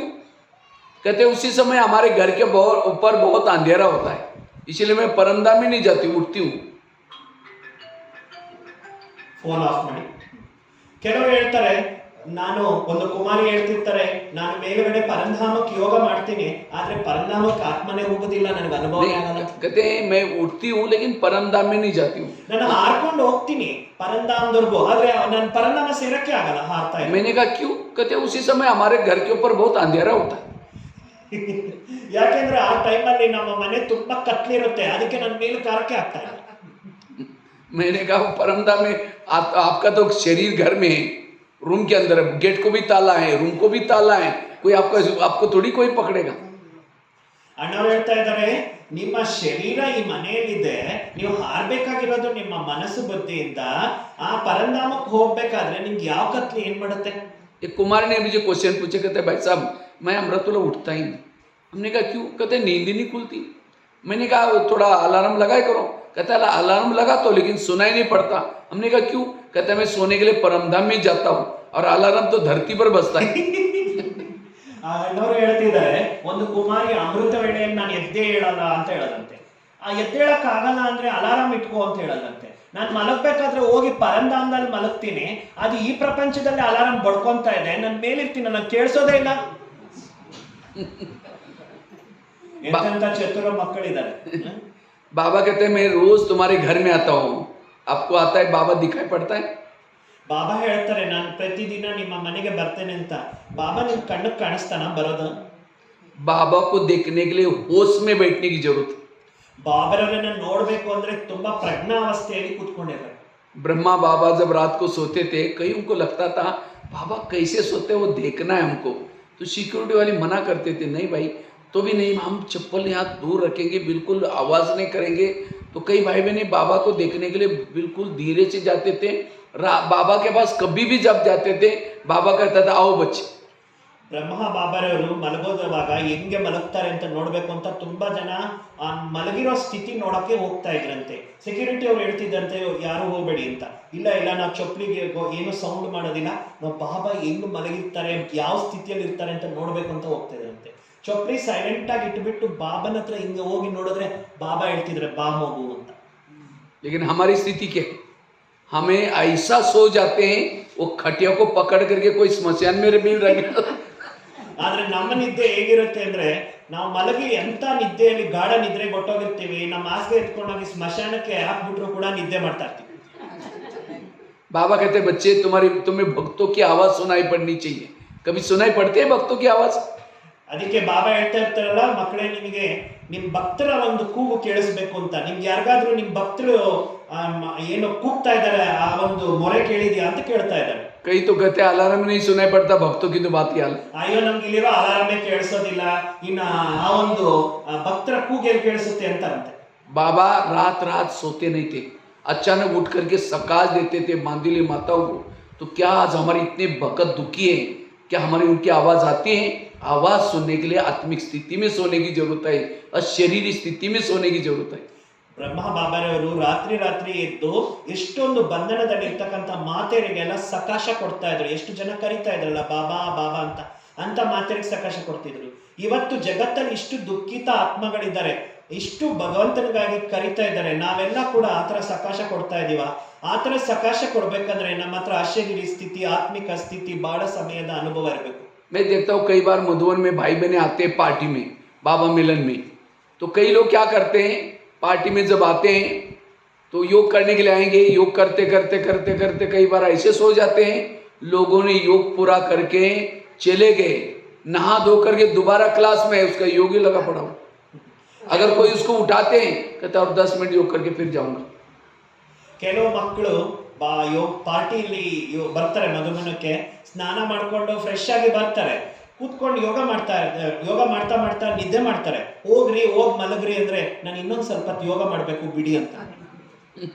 इसलिए ऐसा नहीं बैठना है, हट करके नहीं। अगर नींद आते तो बाबा कहते सो जाओ, नहीं तो बाबा को बुलाया, बुला करके बिठाया और हम सो रहे, बाबा का भी टाइम वेस्ट कर रहे। ಆ ತರ ನಿದ್ದೆ ಬರೋಂಗಿದ್ರೆ ಅಲ್ಲಿ ಕೂತ್ಕೊಂಡು ಯಾಕೆ ಯೋಗ ಮಾಡ್ತೀರೋ, ಹೋಗ್ ಮಲಗ್ಕೊಳ್ಳಿ. ಬಾಬನ್ ಕರೆಯೋದು ಬಾ ಅಂತ, ಬಾಬನ್ ಎದುರುಗಡೆ ಕರೆದ್ಬಿಟ್ಟು ನೀವು ನಿದ್ದೆ ಮಾಡೋದು, ಇಂಥ ಯೋಗ ಏನಕ್ಕೆ ಬೇಕು? बाबा को बुलाया तो बाबा को, बाबा मुझे नींद आ रहा है, आप भी जाके सो जाओ, मैं भी जाता सोता हूँ। ಬಾಬಾ ನಂಗೆ ನಿದ್ದೆ ಬರ್ತಿದೆ, ನೀವು ಹೋಗಿ ಸ್ವಲ್ಪ ಮಲ್ಕೊಳ್ಳಿ, ನಾನು ಮಲ್ಕೊಳ್ತೀನಿ ಅಂತ ಹೋಗಿ ಮಲ್ಕೊಳ್ಳಿ. इसलिए नहीं तो इसीलिए हमें ये योग में अटेंशन देने, तो कई क्या करते हैं केवल घंटे गिनने वाला योग, ऐसा नहीं, वो हमारा जागृत वाला, और तब जाकर के विकर्म विनाश होते, तब जाकर के खुशी होते, ऐसा हमें योग लगाने का कोशिश करना है। ಯೋಗ ಅಂದ್ರೆ ಗಂಟೆಗಳು ಇಷ್ಟು ಯೋಗ ಮಾಡಿದೆ ಅಂತ ಹೇಳೋದು ನಿದ್ದೆ ಮಾಡೋದು, ಅದು ಯೋಗ ಅಲ್ಲ. ಜಾಗೃತದಲ್ಲಿ ಮಾಡೋದು ಯೋಗ. ನೀವು ಗಂಟೆಗಳನ್ನ ಎಣಿಕೆ ಮಾಡೋದಕ್ಕೆ ನಾನು ಇಷ್ಟು ಟೈಮ್ ಯೋಗ ಮಾಡಿದೆ, ಅಷ್ಟು ಟೈಮ್ ಯೋಗ, ಅದಕ್ಕೆ ಗಂಟೆಗಳಿಗೋಸ್ಕರ ಅಷ್ಟು ಕೂತ್ಕೊಂಡು ಯೋಗ ಮಾಡೋದು ಅದು ಲೆಕ್ಕ ಬರೋದಿಲ್ಲ. रात को ट्रेन चलती है 2 बजे 1 बजे, चाय वाला चाय चाय चाय कर झुटका नहीं लगाता, उसको पता है कि मेरे को 200 रुपये मिलेंगे। इसी तरह मैं योग कर रहा हूँ, आज मुझे 1 जन्म का भाग्य मुझे मिलने वाला है, ये स्मृति से बैठो तब। ಅಂಡ್ ಅವ್ರು ಎಕ್ಸಾಂಪಲ್ ಕೊಡ್ತಾ ಇದಾರೆ, ಟ್ರೈನಲ್ಲಿ ಈ ಚಾಯ್ ಅವ್ನು ಇರ್ತಾನಲ್ಲ, ಮಿಡ್ ನೈಟ್ ಅಲ್ಲಿ ಬರ್ತಾನೆ, ಬರ್ಬೇಕಾದ್ರೆ ಅವ್ನ್ ಚಾಯ್ ಮಾರ್ತಾ ಇರ್ತಾನೆ, ಅವ್ನು ನಿದ್ದೆ ಮಾಡ್ಕೊಂಡಿರ್ತಾನ, ಯಾ ಚಾಯ್ ಮಾರ್ಬೇಕು, ನಾನು ಇವಾಗ ಸಂಪಾದನೆ ಮಾಡ್ಬೇಕು ಅಂತ ಇರುತ್ತೆ. ಹಾಗೇನೆ 1 ಗಂಟೆ ಕೂತ್ಕೊಂಡು ನೀವು ಯೋಗ ಮಾಡ್ಬೇಕಾದ್ರೆ ನಾನು 1 ಜನ್ಮಕ್ಕಾಗೋ ಅಷ್ಟು ಭಾಗ್ಯ ಮಾಡ್ಕೊಳ್ತಾ ಇದ್ದೀನಿ ಅಂತ ಕೂತ್ಕೊಂಡು ಆ ಸ್ಮೃತಿಯಲ್ಲಿ ಯೋಗ ಮಾಡ್ಬೇಕು. किसी के चेहरे पर मेकअप हो रहा है, नींद करें, यहाँ का मेकअप यहाँ पहुंच जाएगा। ಯಾರಾದ್ರೂ ಮೇಕಪ್ ಮಾಡ್ಕೊಂಡಿರ್ತಾರೆ, ನಿದ್ದೆ ಮಾಡಿದ್ರೆ ಏನಾಗುತ್ತೆ, ಇಲ್ಲಿರೋ ಮೇಕಪ್ ಇಲ್ಲೆಲ್ಲ ಬಂದ್ಬಿಡುತ್ತೆ. वास्तव में परमात्मा इस कलयुग के अंतिम समय आ करके, सारी दुनिया के लोग सोए हैं उसी समय, और जो माँ बाप क्या करते, प्यारे बच्चों को उठा करके उनको अच्छा अच्छा माल पानी खिलाते, इसी तरह परमात्मा आकर के सब सोए उठा करके हमारे भाग्य में लिखता है। और उस समय हम अगर ये करेंगे, नींद करेंगे, तो बाबा को कैसे लगेगा, अरे मैं तो उसका भाग्य लिख रहा हूँ, मेरे को शुक्रिया तो छोड़ो, कुछ बोल ही नहीं रहा है और खुद ही नींद कर रहे हैं। इसलिए कहते हैं ना, भगवान से भाग्य में लिख रहे थे, सो रहे थे क्या? इसलिए बाबा कहते हैं, बाबा का गुणगान कहो, बाबा आपने मुझे देखो इतना ऊपर से आकर के मेरा भाग्य लिख रहा है, शुक्रिया बाबा। इसी तरह हमें योग में अटेंशन से बैठना है। ಅಣ್ಣವ್ರು ಹೇಳ್ತಾರೆ, ಬೆಳಗ್ಗೆ ಬೆಳಗ್ಗೆ ಭಗವಂತ ಬರ್ತಾನೆ ನಮ್ಮ ಭಾಗ್ಯನ ಬರೆಯಕ್ಕೆ. ಅಂತ ಟೈಮಲ್ಲಿ ನಾವು ನಿದ್ದೆ ಮಾಡ್ತಾ ಇದ್ರೆ, ಅರೆ ಈ ಮಗು ನನ್ನ ಹತ್ರ ಮಾತಾಡ್ಸೋದಿರ್ಲಿ, ನಿದ್ದೆ ಮಾಡ್ತಾ ಇದೆ, ಇಂಥ ಮಗುಗೆ ನನ್ನ ಭಾಗ್ಯ ಹೆಂಗ್ ಬರೀಲಿ ಅಂತ ಹೇಳ್ತಾರೆ. ಭಗವಂತ ಭಾಗ್ಯ ಬರಿಬೇಕಾದ್ರೆ ನಾವು ನಿದ್ದೆ ಮಾಡ್ತಾ ಇದೀವಿ ಯೋಗದಲ್ಲಿ ಅಂತ ಹೇಳಿದ್ರೆ, ಬಾಬಾ ಎಂತ ಭಾಗ್ಯ ಬರೀತಾನೆ ನಮ್ಗೆ. इसी तरह एक तो अमृत वेला हमारा अच्छा से अच्छा हो। अमृत वेला का फाउंडेशन है सोने की पहले की बेला। जितना सोने के पहले आप अटेंशन से सोएंगे, अमृत वेला अच्छी होगी, और जिसकी अमृत वेला अच्छी, उसका सारा दिन भी अच्छा रहेगा। तो रात को सोने के पहले अव्यक्त मुरली पढ़ के सो जाओ। ರಾತ್ರಿ ಮಲಗಬೇಕಾದ್ರೆ ಅಮೃತ ವೇಳೆ ಚೆನ್ನಾಗಿರ್ಬೇಕು ಅಂದ್ರೆ ಅದರ ಹಿಂದಿನ ರಾತ್ರಿಯಲ್ಲಿ ಅವ್ಯಕ್ತ ಮುರಳಿಯನ್ನ ಚೆನ್ನಾಗಿ ಸ್ಟಡಿ ಮಾಡಿ ಮಲಗಬೇಕು. ಯಾರ್ದು ಅಮೃತ ವೇಳೆ ತುಂಬಾ ಚೆನ್ನಾಗಿರುತ್ತೆ, ಅವ್ರದ್ದು ಇಡೀ ದಿನ ಕೂಡ ತುಂಬಾ ಚೆನ್ನಾಗಿರುತ್ತೆ. क्योंकि सवेरे सवेरे बाबा तो आता है, लेकिन माया के तरफ से कौन आता है? आलस, और आलस के पीछे माया की सारी सेना छिपी है, याद रखना। ಅಣ್ಣವ್ರು ಹೇಳ್ತಾರೆ, ಅಮೃತ ವೇಳೆ ಬಾಬಾ ಏನೋ ಒಂದು ಕಡೆ ಬರ್ತಾರೆ, ಮಾಯೆ ಒಬ್ಬರನ್ನ ಕಳಿಸುತ್ತೆ. ಯಾರು ಬರೋದು? ಆಲಸ್ಯ. जैसे अभिमन्यु को मारा था, कैसे मारा था? एक सैनिक को जाकर के कहा कि उसको ललकारो, और हमारे तरफ और बाकी महारथियों ने क्या बनाया था, चक्रव्यूह बनाया था। और वो एक छोटा सैनिक आकर के ललकारता है, तो अभिमन्यु को लगता है छोटा सैनिक मुझे ललकारा है, तो उसके पीछे पीछे करता गया, अर्जुन से कृष्ण से दूर हो गया और सभी महारथी ने उसको चक्रों में फंसा करके ऐसा बेमौत मारा। ಹೀಗೆ ಮಹಾಭಾರತದಲ್ಲಿ ಒಂದು ದೃಷ್ಟಾಂತ ಇದೆಯಲ್ಲ, ಯಾವ ರೀತಿ ಅಭಿಮನ್ಯು ಚಕ್ರವ್ಯೂಹದಲ್ಲಿ ಹೆಂಗ್ ಸಿಕ್ಕಾಕೊಳ್ತಾನೆ. ಅವನು ಒಬ್ಬ ಸೈನಿಕನ ಜೊತೆಯಲ್ಲಿ ಯುದ್ಧ ಮಾಡ್ತಾ ಮಾಡ್ತಾ ಅವನ ಒಳಗಡೆ ಹೋದಾಗ ಆ ಸುತ್ತಲೂ ಕೂಡ ಮಹಾರಥಿಗಳೆಲ್ಲರೂ ಕೂಡ ಸೇರ್ಕೊಂಡು ಕೃಷ್ಣನಿಂದ ಬಹಳ ದೂರ ಕರ್ಕೊಂಡು ಹೋಗ್ಬಿಡ್ತಾರೆ. ಎಲ್ಲರೂ ಸೇರ್ಕೊಂಡ್ಬಿಟ್ಟು ಅವನನ್ನ ಫಿನಿಶ್ ಮಾಡ್ಬಿಡ್ತಾರೆ. ಆದ್ರೆ ಆ ಒಂದು ಸೈನಿಕ, ವೀಕ್ ಇರ್ತಕ್ಕಂಥ ಸೈನಿಕ ಅಭಿಮನ್ಯು ಜೊತೆಯಲ್ಲಿ ಎದುರಿಸ್ತಾ ಇರ್ತಾನೆ, ಅವನ ಜೊತೆ ಗರ್ಜಿಸ್ತಾ ಇರ್ತಾನೆ. ಏನ್ ಹೇಳ್ತಾನೆ, ಒಬ್ಬ ಸೈನಿಕ ನನ್ನನ್ನು ಗರ್ಜಿಸ್ತಾ ಇದ್ದಾನೆ ಅಂತ. ಆದ್ರೆ ಅವನನ್ನು ಗರ್ಜಿಸೋ ಸಮಯದಲ್ಲಿ ಮಹಾರಥಿಗಳೆಲ್ಲ ಸೇರ್ಕೊಂಡ್ಬಿಟ್ಟು ಅಲ್ಲಿ ಒಂದು ಏನ್ ಮಾಡಿದ್ರು, ವ್ಯೂಹ ಮಾಡ್ಬಿಟ್ರು. ಆ ವ್ಯೂಹದಲ್ಲಿ ಖತಮ್ ಆಗ್ಬಿಡ್ತಾನೆ. इसी तरह माया भी क्या करते हैं, सवेरे सवेरे आलस को भेज देते, जाओ सुला दो, बाकी मारने का काम कर देंगे। तो आलस बहुत मीठा बोलेगा, सो जाओ, रात को मच्छर काटे थे, दिन में रेस्ट नहीं किया था, मेहमान घर में आए थे, सो जाओ, ऑफिस में नींद आएगी, बहुत मीठा दोस्त बन करके सुलाएगा, 3-4 दिन तक सुलाएगा। और फिर जो कड़े संस्कार है, काम क्रोध है, वो आपके ऊपर ऐसे अटैक करेंगे क्योंकि आप बाबा से दूर हो गए, ब्राह्मण परिवार से दूर हो गए, आपने 2-3 दिन अमृत वाला किया ही नहीं, या किया तो ठीक नहीं हुई, और इसीलिए संस्कार जागृत हो गए। इसीलिए उठते ही सवेरे आलस का मर्डर कर लो। ಅಣ್ಣವರು ಎಕ್ಸಾಂಪಲ್ ಕೊಡ್ತಾ ಇದ್ದಾರೆ. ಅದೇ ತರ ಅಭಿಮನ್ಯು ಯಾವ ರೀತಿ ಚಕ್ರವ್ಯೂಹದಲ್ಲಿ ಸಿಕ್ಕಾಕೊಂಡು ಫಿನಿಶ್ ಆಗ್ಬಿಡ್ತಾನೆ, ಹಾಗೇನೆ ಮಾಯ ಏನು ಮಾಡುತ್ತೆ, ಅಮೃತ ವೇಳೆ ಫಸ್ಟ್ ನಮ್ಮ ಹತ್ರ ಕಳಿಸೋದು ಆಲಸ್ಯ. ಆ ಆಲಸ್ಯ ಬಂದ ಏನ್ ಮಾಡುತ್ತೆ ನಮಗೆ, ಅರೆ ನನಗೆ ರಾತ್ರಿ ಎಲ್ಲ ನಿದ್ದೆ ಇಲ್ಲ, ಸೊಳ್ಳೆ ಕಚ್ಚಿದೆ, ನನಗೆ ರೆಸ್ಟ್ ಇಲ್ಲ, ನಿದ್ದೆ ಬೇಕು, ಆ ತರ ಆಲಸ್ಯದಲ್ಲಿ ಕರ್ಕೊಂಡು ಹೋಗುತ್ತೆ. ಬರ್ತಾ ಬರ್ತಾ ಬರ್ತಾ ಬಾಬನ ಕಡೆಯಿಂದ ಬುದ್ಧಿನ ಡಿಸ್ಕನೆಕ್ಟ್ ಮಾಡುತ್ತೆ, ಪಂಚ ವಿಕಾರಗಳು ಸೇರ್ಕೊಳ್ಳುತ್ತೆ, ನಮಗೆ ಮೋಸ ಮಾಡಿಬಿಡುತ್ತೆ. ಅದರಿಂದ ಬೆಳಗ್ಗೆ ಅಮೃತ ವೇಳೆ ನೀವು ಫಸ್ಟ್ ಯಾರನ್ನ ಮರ್ಡರ್ ಮಾಡಬೇಕು ಅಂದ್ರೆ ಆಲಸ್ಯವನ್ನ ಮರ್ಡರ್ ಮಾಡಿ ಅಂತ. दूसरा, क्लास के पहले आधा घंटे का योग। आजकल मैं देख रहा हूँ थोड़ा, आजकल भाई बहन क्या हो रहा है, क्लास के पहले आते ही नहीं। क्लास कितना बजे होती है यहाँ? ಇಲ್ಲಿ ಕ್ಲಾಸ್ 5 बजे को होते सवेरे। योग का बाद अच्छा, यहाँ आप लोग तो यही करते थे, 5 अच्छी बात बजे है। इधर ही रहते हैं हम सभी, 10 साल से ऐसा चल रहा 10 है. साल से. अच्छा। ಸೊ ಅಣ್ಣವ್ರು ಹೇಳ್ತಾರೆ, ಈಗಿನ ಒಂದು ಅಣ್ಣಂದ್ರದ್ದು ಇಲ್ಲಿ ಕ್ಲಾಸ್ ವಿದ್ಯಾರ್ಥಿಗಳು ಏನಂದ್ರೆ, ಈಗ ಬರ್ತಾ ಇರ್ತಕ್ಕಂಥ ಸ್ಟೂಡೆಂಟ್ಸ್ ಯಾರು ಕೂಡ ಮುರಳಿ ಕ್ಲಾಸ್ ಮೊದಲು ಬಂದು ಯೋಗ ಮಾಡೋದೇ ಇಲ್ಲ. ಎಲ್ಲ ಕ್ಲಾಸ್ ಟೈಮ್ ಅಲ್ಲಿ ಕ್ಲಾಸ್ ಮಧ್ಯದಲ್ಲೇ ಬಂದು ಕೂತ್ಕೊಂತಾರೆ. आधा घंटे, जैसे खेती में बीज डालते हैं, बीज डालने से पहले हल चलाते हैं, इसी तरह मुरली सुनने से पहले योग बड़ा जरूरी है। ಹೇಗೆ ಈಗ ಯಾವ್ದಾದ್ರು ಬಿತ್ತನೆ ಬಿತ್ತಬೇಕು ಅಂತ ಹೇಳಿದ್ರೆ ಭೂಮಿನ ಸರಿ ಮಾಡ್ಕೊಂಡು ಬಿತ್ತನೆ ಬಿಡ್ತಾರೆ, ಹಾಗೇನೆ ಯೋಗ ಕರೆಕ್ಟ್ ಆಗಿ ಅರ್ಧ ಗಂಟೆ ಆದ್ರೂ ಮಾಡಿ ಆಮೇಲೆ ಮುರಳಿ ಕೇಳಿದಾಗ ಅದರ ಪ್ರಭಾವ ಬೀಳುತ್ತೆ. इसलिए आधा घंटा योग करके फिर मुरली सुनना है, तब मुरली समझ में आएगी, मुरली में बाबा मुझे क्या बोल रहे हैं। ಬಾಬಾ ಮುರಳಿಯಲ್ಲಿ ನನಗೆ ಏನ್ ಹೇಳ್ತಿದ್ದಾರೆ ಅಂತ ಅರ್ಥ ಆಗ್ಬೇಕು ಅಂದ್ರೆ ಕ್ಲಾಸಿಗಿನ ಮೊದಲು ಅರ್ಧ ಗಂಟೆ ಯೋಗ ಆಗ್ಬೇಕು. और तीसरा, मुरली हमें रोज सेंटर पर सुनने की आदत डालनी है।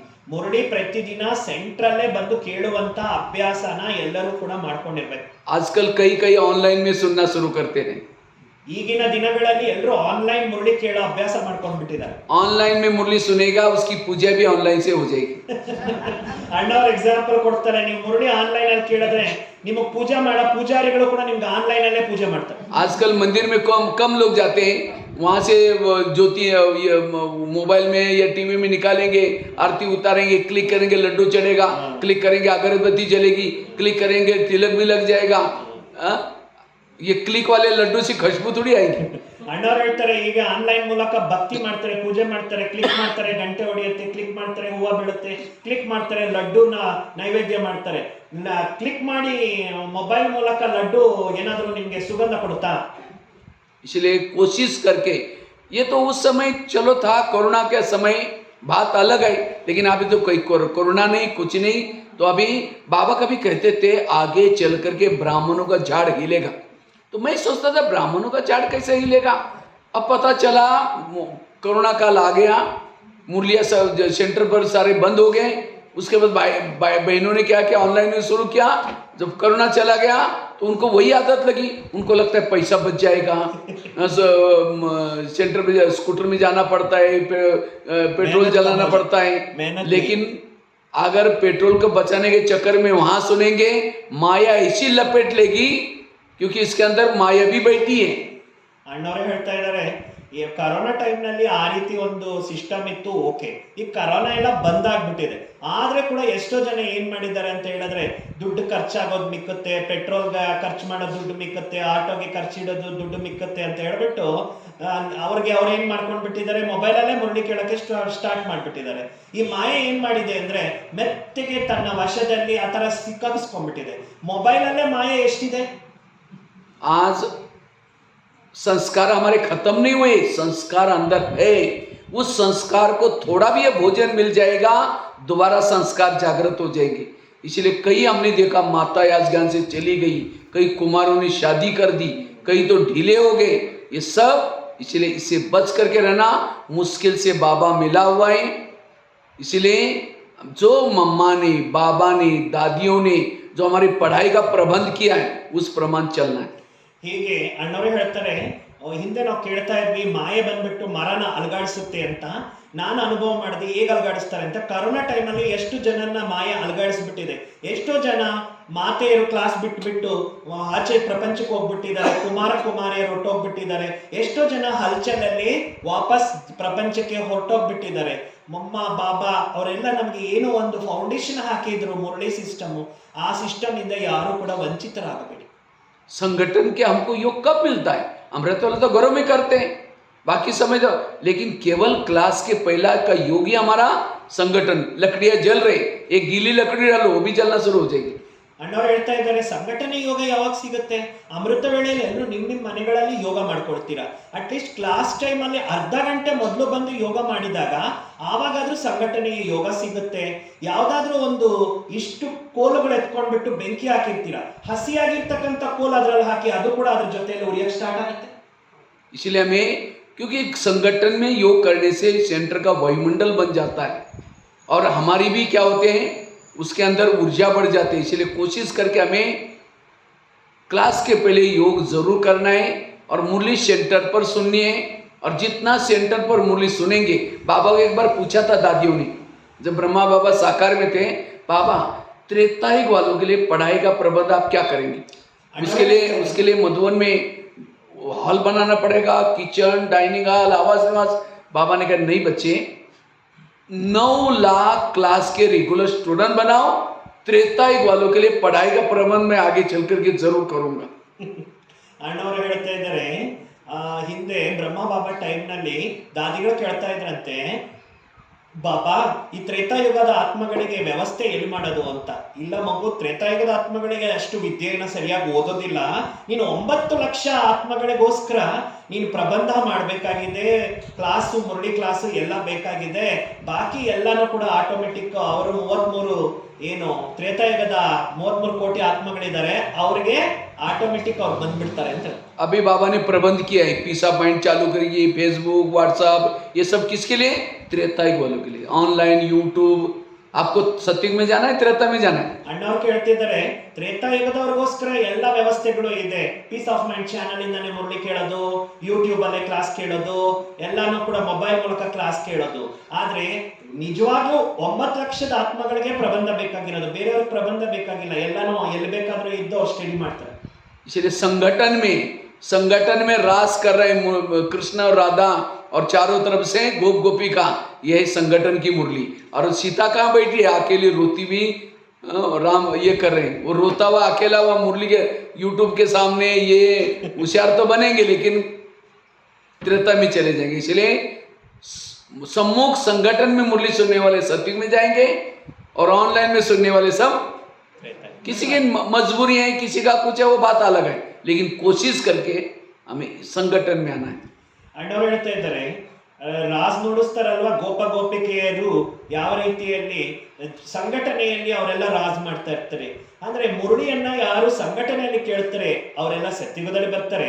ಯಾರು ಮೊಬೈಲ್ಗಳ ಮೂಲಕನೇ ಮುರಳಿ ಕೇಳ್ತಾರೆ, ಯೂಟ್ಯೂಬ್ ಮೂಲಕ ಕೇಳ್ತಾರೆ. ಸೀತೆ ಏನ್ ಮಾಡ್ತಾಳೆ, ವನವಾಸದಲ್ಲಿ ಇದ್ಕೊಂಡು ಕಣ್ಣೀರ್ ಹಾಕೊಂಡಿರ್ತಾರೆ. ಅದೇ ತರ ಕೆಲವರು ಯೂಟ್ಯೂಬ್ ಅದು ಇದು ಹಾಕೊಂಡು ಕಣ್ಣೀರ್ ಹಾಕೊಂಡಿರ್ತಾರೆ.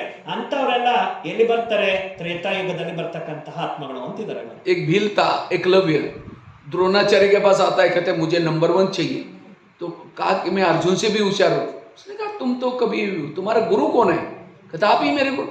मेरे पास कभी आए नहीं, चलो मैं दिखाता हूँ. एक जंगल में पुतला दिखाया, देखो आप मेरे गुरु है. फिर भी नंबर 1 नहीं दिया. नंबर 1 किसको दिया? अर्जुन, क्योंकि अर्जुन सामने सिखाता. इसीलिए टीवी, फेसबुक, व्हाट्सएप ये भी एक पुतला है. उसमें शिवानी बहन के क्लासेस, बड़ों के क्लासेस सुन करके होशियार तो बनेंगे, नंबर 1 नहीं बनेंगे. इसलिए नंबर 1 बनना है, सम्मुख सुनना है. ಅಣ್ಣವ್ರು ಹೇಳ್ತಾರೆ, ಹೀಗೆ ಒಂದು ದೃಷ್ಟಾಂತ ನಿಮ್ಗೆಲ್ಲ ಗೊತ್ತಿದೆಯಲ್ಲ, ಏಕಲವ್ಯ ಏನು ಮಾಡ್ತಾನೆ, ಧನುರ್ವಿದ್ಯಾದಲ್ಲಿ ತುಂಬಾ ಪರಿಣಿತನಾಗ್ತಾನೆ. ಆ ದ್ರೋಣಾಚಾರ್ಯ ಮುಂದೆ ಹೇಳ್ತಾನೆ, ನಾನ್ ನಿಮ್ಮಿಂದ ಕಲ್ತೆ ಅಂತ. ನನ್ನಿಂದ ಎಲ್ಲಿ ಕಲ್ತೆ ಅಂದ್ರೆ ಬನ್ನಿ ತೋರಿಸ್ತೀನಿ ಅಂತ ಅವನ ಪ್ರತಿಬಿಂಬ ಏನು ಇದು ಮಾಡಿರ್ತಾರ, ಒಂದು ಸ್ಟ್ಯಾಚ್ಯೂ ಪುತ್ತಳಿಕೆ ಮಾಡಿರ್ತಾರೆ. ಆ ಒಂದು ಪುತ್ತಳಿಕೆ ಮೂಲಕ ನಾನು ಕಲ್ತಿದ್ದೇನೆ ಅಂತಾನೆ. ಅವನು ಅಷ್ಟು ಎಕ್ಸ್ಪರ್ಟ್ ಆದ್ರೂ ಕೂಡ ಫಸ್ಟ್ ನಂಬರ್ ಕೊಟ್ಟಿದ್ದು ಏಕಲವ್ಯನಿಗಲ್ಲ, ಅರ್ಜುನನಿಗೆ ಕೊಟ್ಟಿದ್ದು. ಯಾಕಂದ್ರೆ ಅವ್ನು ಸಮ್ಮುಖದಲ್ಲಿ ವಿದ್ಯೆ ಕಲ್ತಿದ್ದಾನೆ, ಇವನು ಪುತ್ತಳಿಕೆಯಿಂದ ಕಲ್ತಿದ್ದಾನೆ. ಹಾಗೆ ಯಾರು ಮುರಳಿಯನ್ನ ಡೈರೆಕ್ಟ್ ಆಗಿ ಕೇಳ್ತಾರೆ ಅವರೆಲ್ಲರೂ ಅರ್ಜುನನ್ ತರ ಆಗ್ತಾರೆ. ಯಾರು ಫೇಸ್ಬುಕ್ ಅಲ್ಲಿ, ಯೂಟ್ಯೂಬ್ ಅಲ್ಲಿ, ಮೊಬೈಲ್ ಅಲ್ಲಿ ಅದ್ರ ಮೂಲಕನೇ ಕ್ಲಾಸಸ್ ಕೇಳ್ತಾರೆ, ಅವ್ರು ಎಕ್ಸ್ಪರ್ಟ್ಸ್ ಆಗ್ತಾರೆ. ಆದ್ರೆ ಅವ್ರು ಯಾರು ಕೂಡ ನಂಬರ್ 1 ಅಲ್ಲಿ ಬರಲ್ಲ ಅಂತಿದ್ದಾರೆ. भले वो भी सुनो, जैसे बच्चे स्कूल में जाते हैं, सवेरे शाम ट्यूशन लगाते हैं, इसी तरह यहाँ आओ, उसके बाद रिपीटेशन करने के हिसाब से भले उसको सुनो, और वह सुनो जो आपका कच्चा सब्जेक्ट है. बच्चे ट्यूशन कोई भी हर सब्जेक्ट का नहीं लगाते. इसी तरह और आजकल यूट्यूब में भी उल्टी सुल्टी बातें वाले भी बहुत यूट्यूब में क्लासेस है. इसीलिए वही सुनो जो मधुबन में चलते हैं, जो महारथी बोलते हैं. अगर किसी इसी का उसी का सुनेगा बुद्धि भटक जाएगी. ಇಸಿಲಿಯೇ ಎಕ್ಸಾಂಪಲ್ ಕೊಡ್ತಾ ಇದ್ದಾರೆ, ಯಾವ ರೀತಿಯಲ್ಲಿ ಸ್ಕೂಲಲ್ಲಿ ಓದ್ತಕ್ಕಂಥ ಮಕ್ಕಳು ಸ್ಕೂಲ್ಗೆ ಹೋಗ್ತಾರೆ, ಆಮೇಲೆ ಎಕ್ಸ್ಟ್ರಾ ಟ್ಯೂಷನ್ನು ಮತ್ತೆ ಕೋಚಿಂಗು ತಗೊಳ್ತಾರೆ. ಅದೇ ತರ ಸಂಘಟನೆಯಲ್ಲಿ ಬಂದು ಮುರುಳಿ ಕೇಳಿ, ಇಲ್ಲಿನ ಒಂದು ಸ್ಟಡಿ ಮಾಡೋದು ಮಾಡಿ, ಆಮೇಲೆ ನಿಮಗೆ ಬೇಕಾಗಿರೋದು ಯಾವ ಸಬ್ಜೆಕ್ಟ್ ಅಲ್ಲಿ ನೀವು ವೀಕ್ ಇರ್ತಾರ, ಮಹಾರಥಿಗಳ ಕ್ಲಾಸಸ್ಸು ನಿಮಗೆ ಬೇಕಾಗಿರೋ ಕ್ಲಾಸ್ ಕೇಳಿ. ಯಾವ್ದ್ಯಾವ್ದೋ ಕೇಳಿ ಬುದ್ಧಿನ ಅಲ್ಲಿ ಇಲ್ಲಿ ಎಲ್ಲ ಕೂಡ ಶೇರ್ ಮಾಡ್ಕೊಂಡು ಬಿಟ್ರಿ ಅಂದ್ರೆ ಮತ್ತೆ ನೀವು ಸಿಕ್ಕಾಕೊಂಡು ಬಿಡ್ತೀರಾ ಅಂತ ಹೇಳ್ತಿದ್ದಾರೆ. बाकी तो टाइम तो बहुत फास्ट जा रहा है, इसलिए मैं यहीं पूरा करता हूँ. और 15-20 मिनट योग करेंगे आप सभी.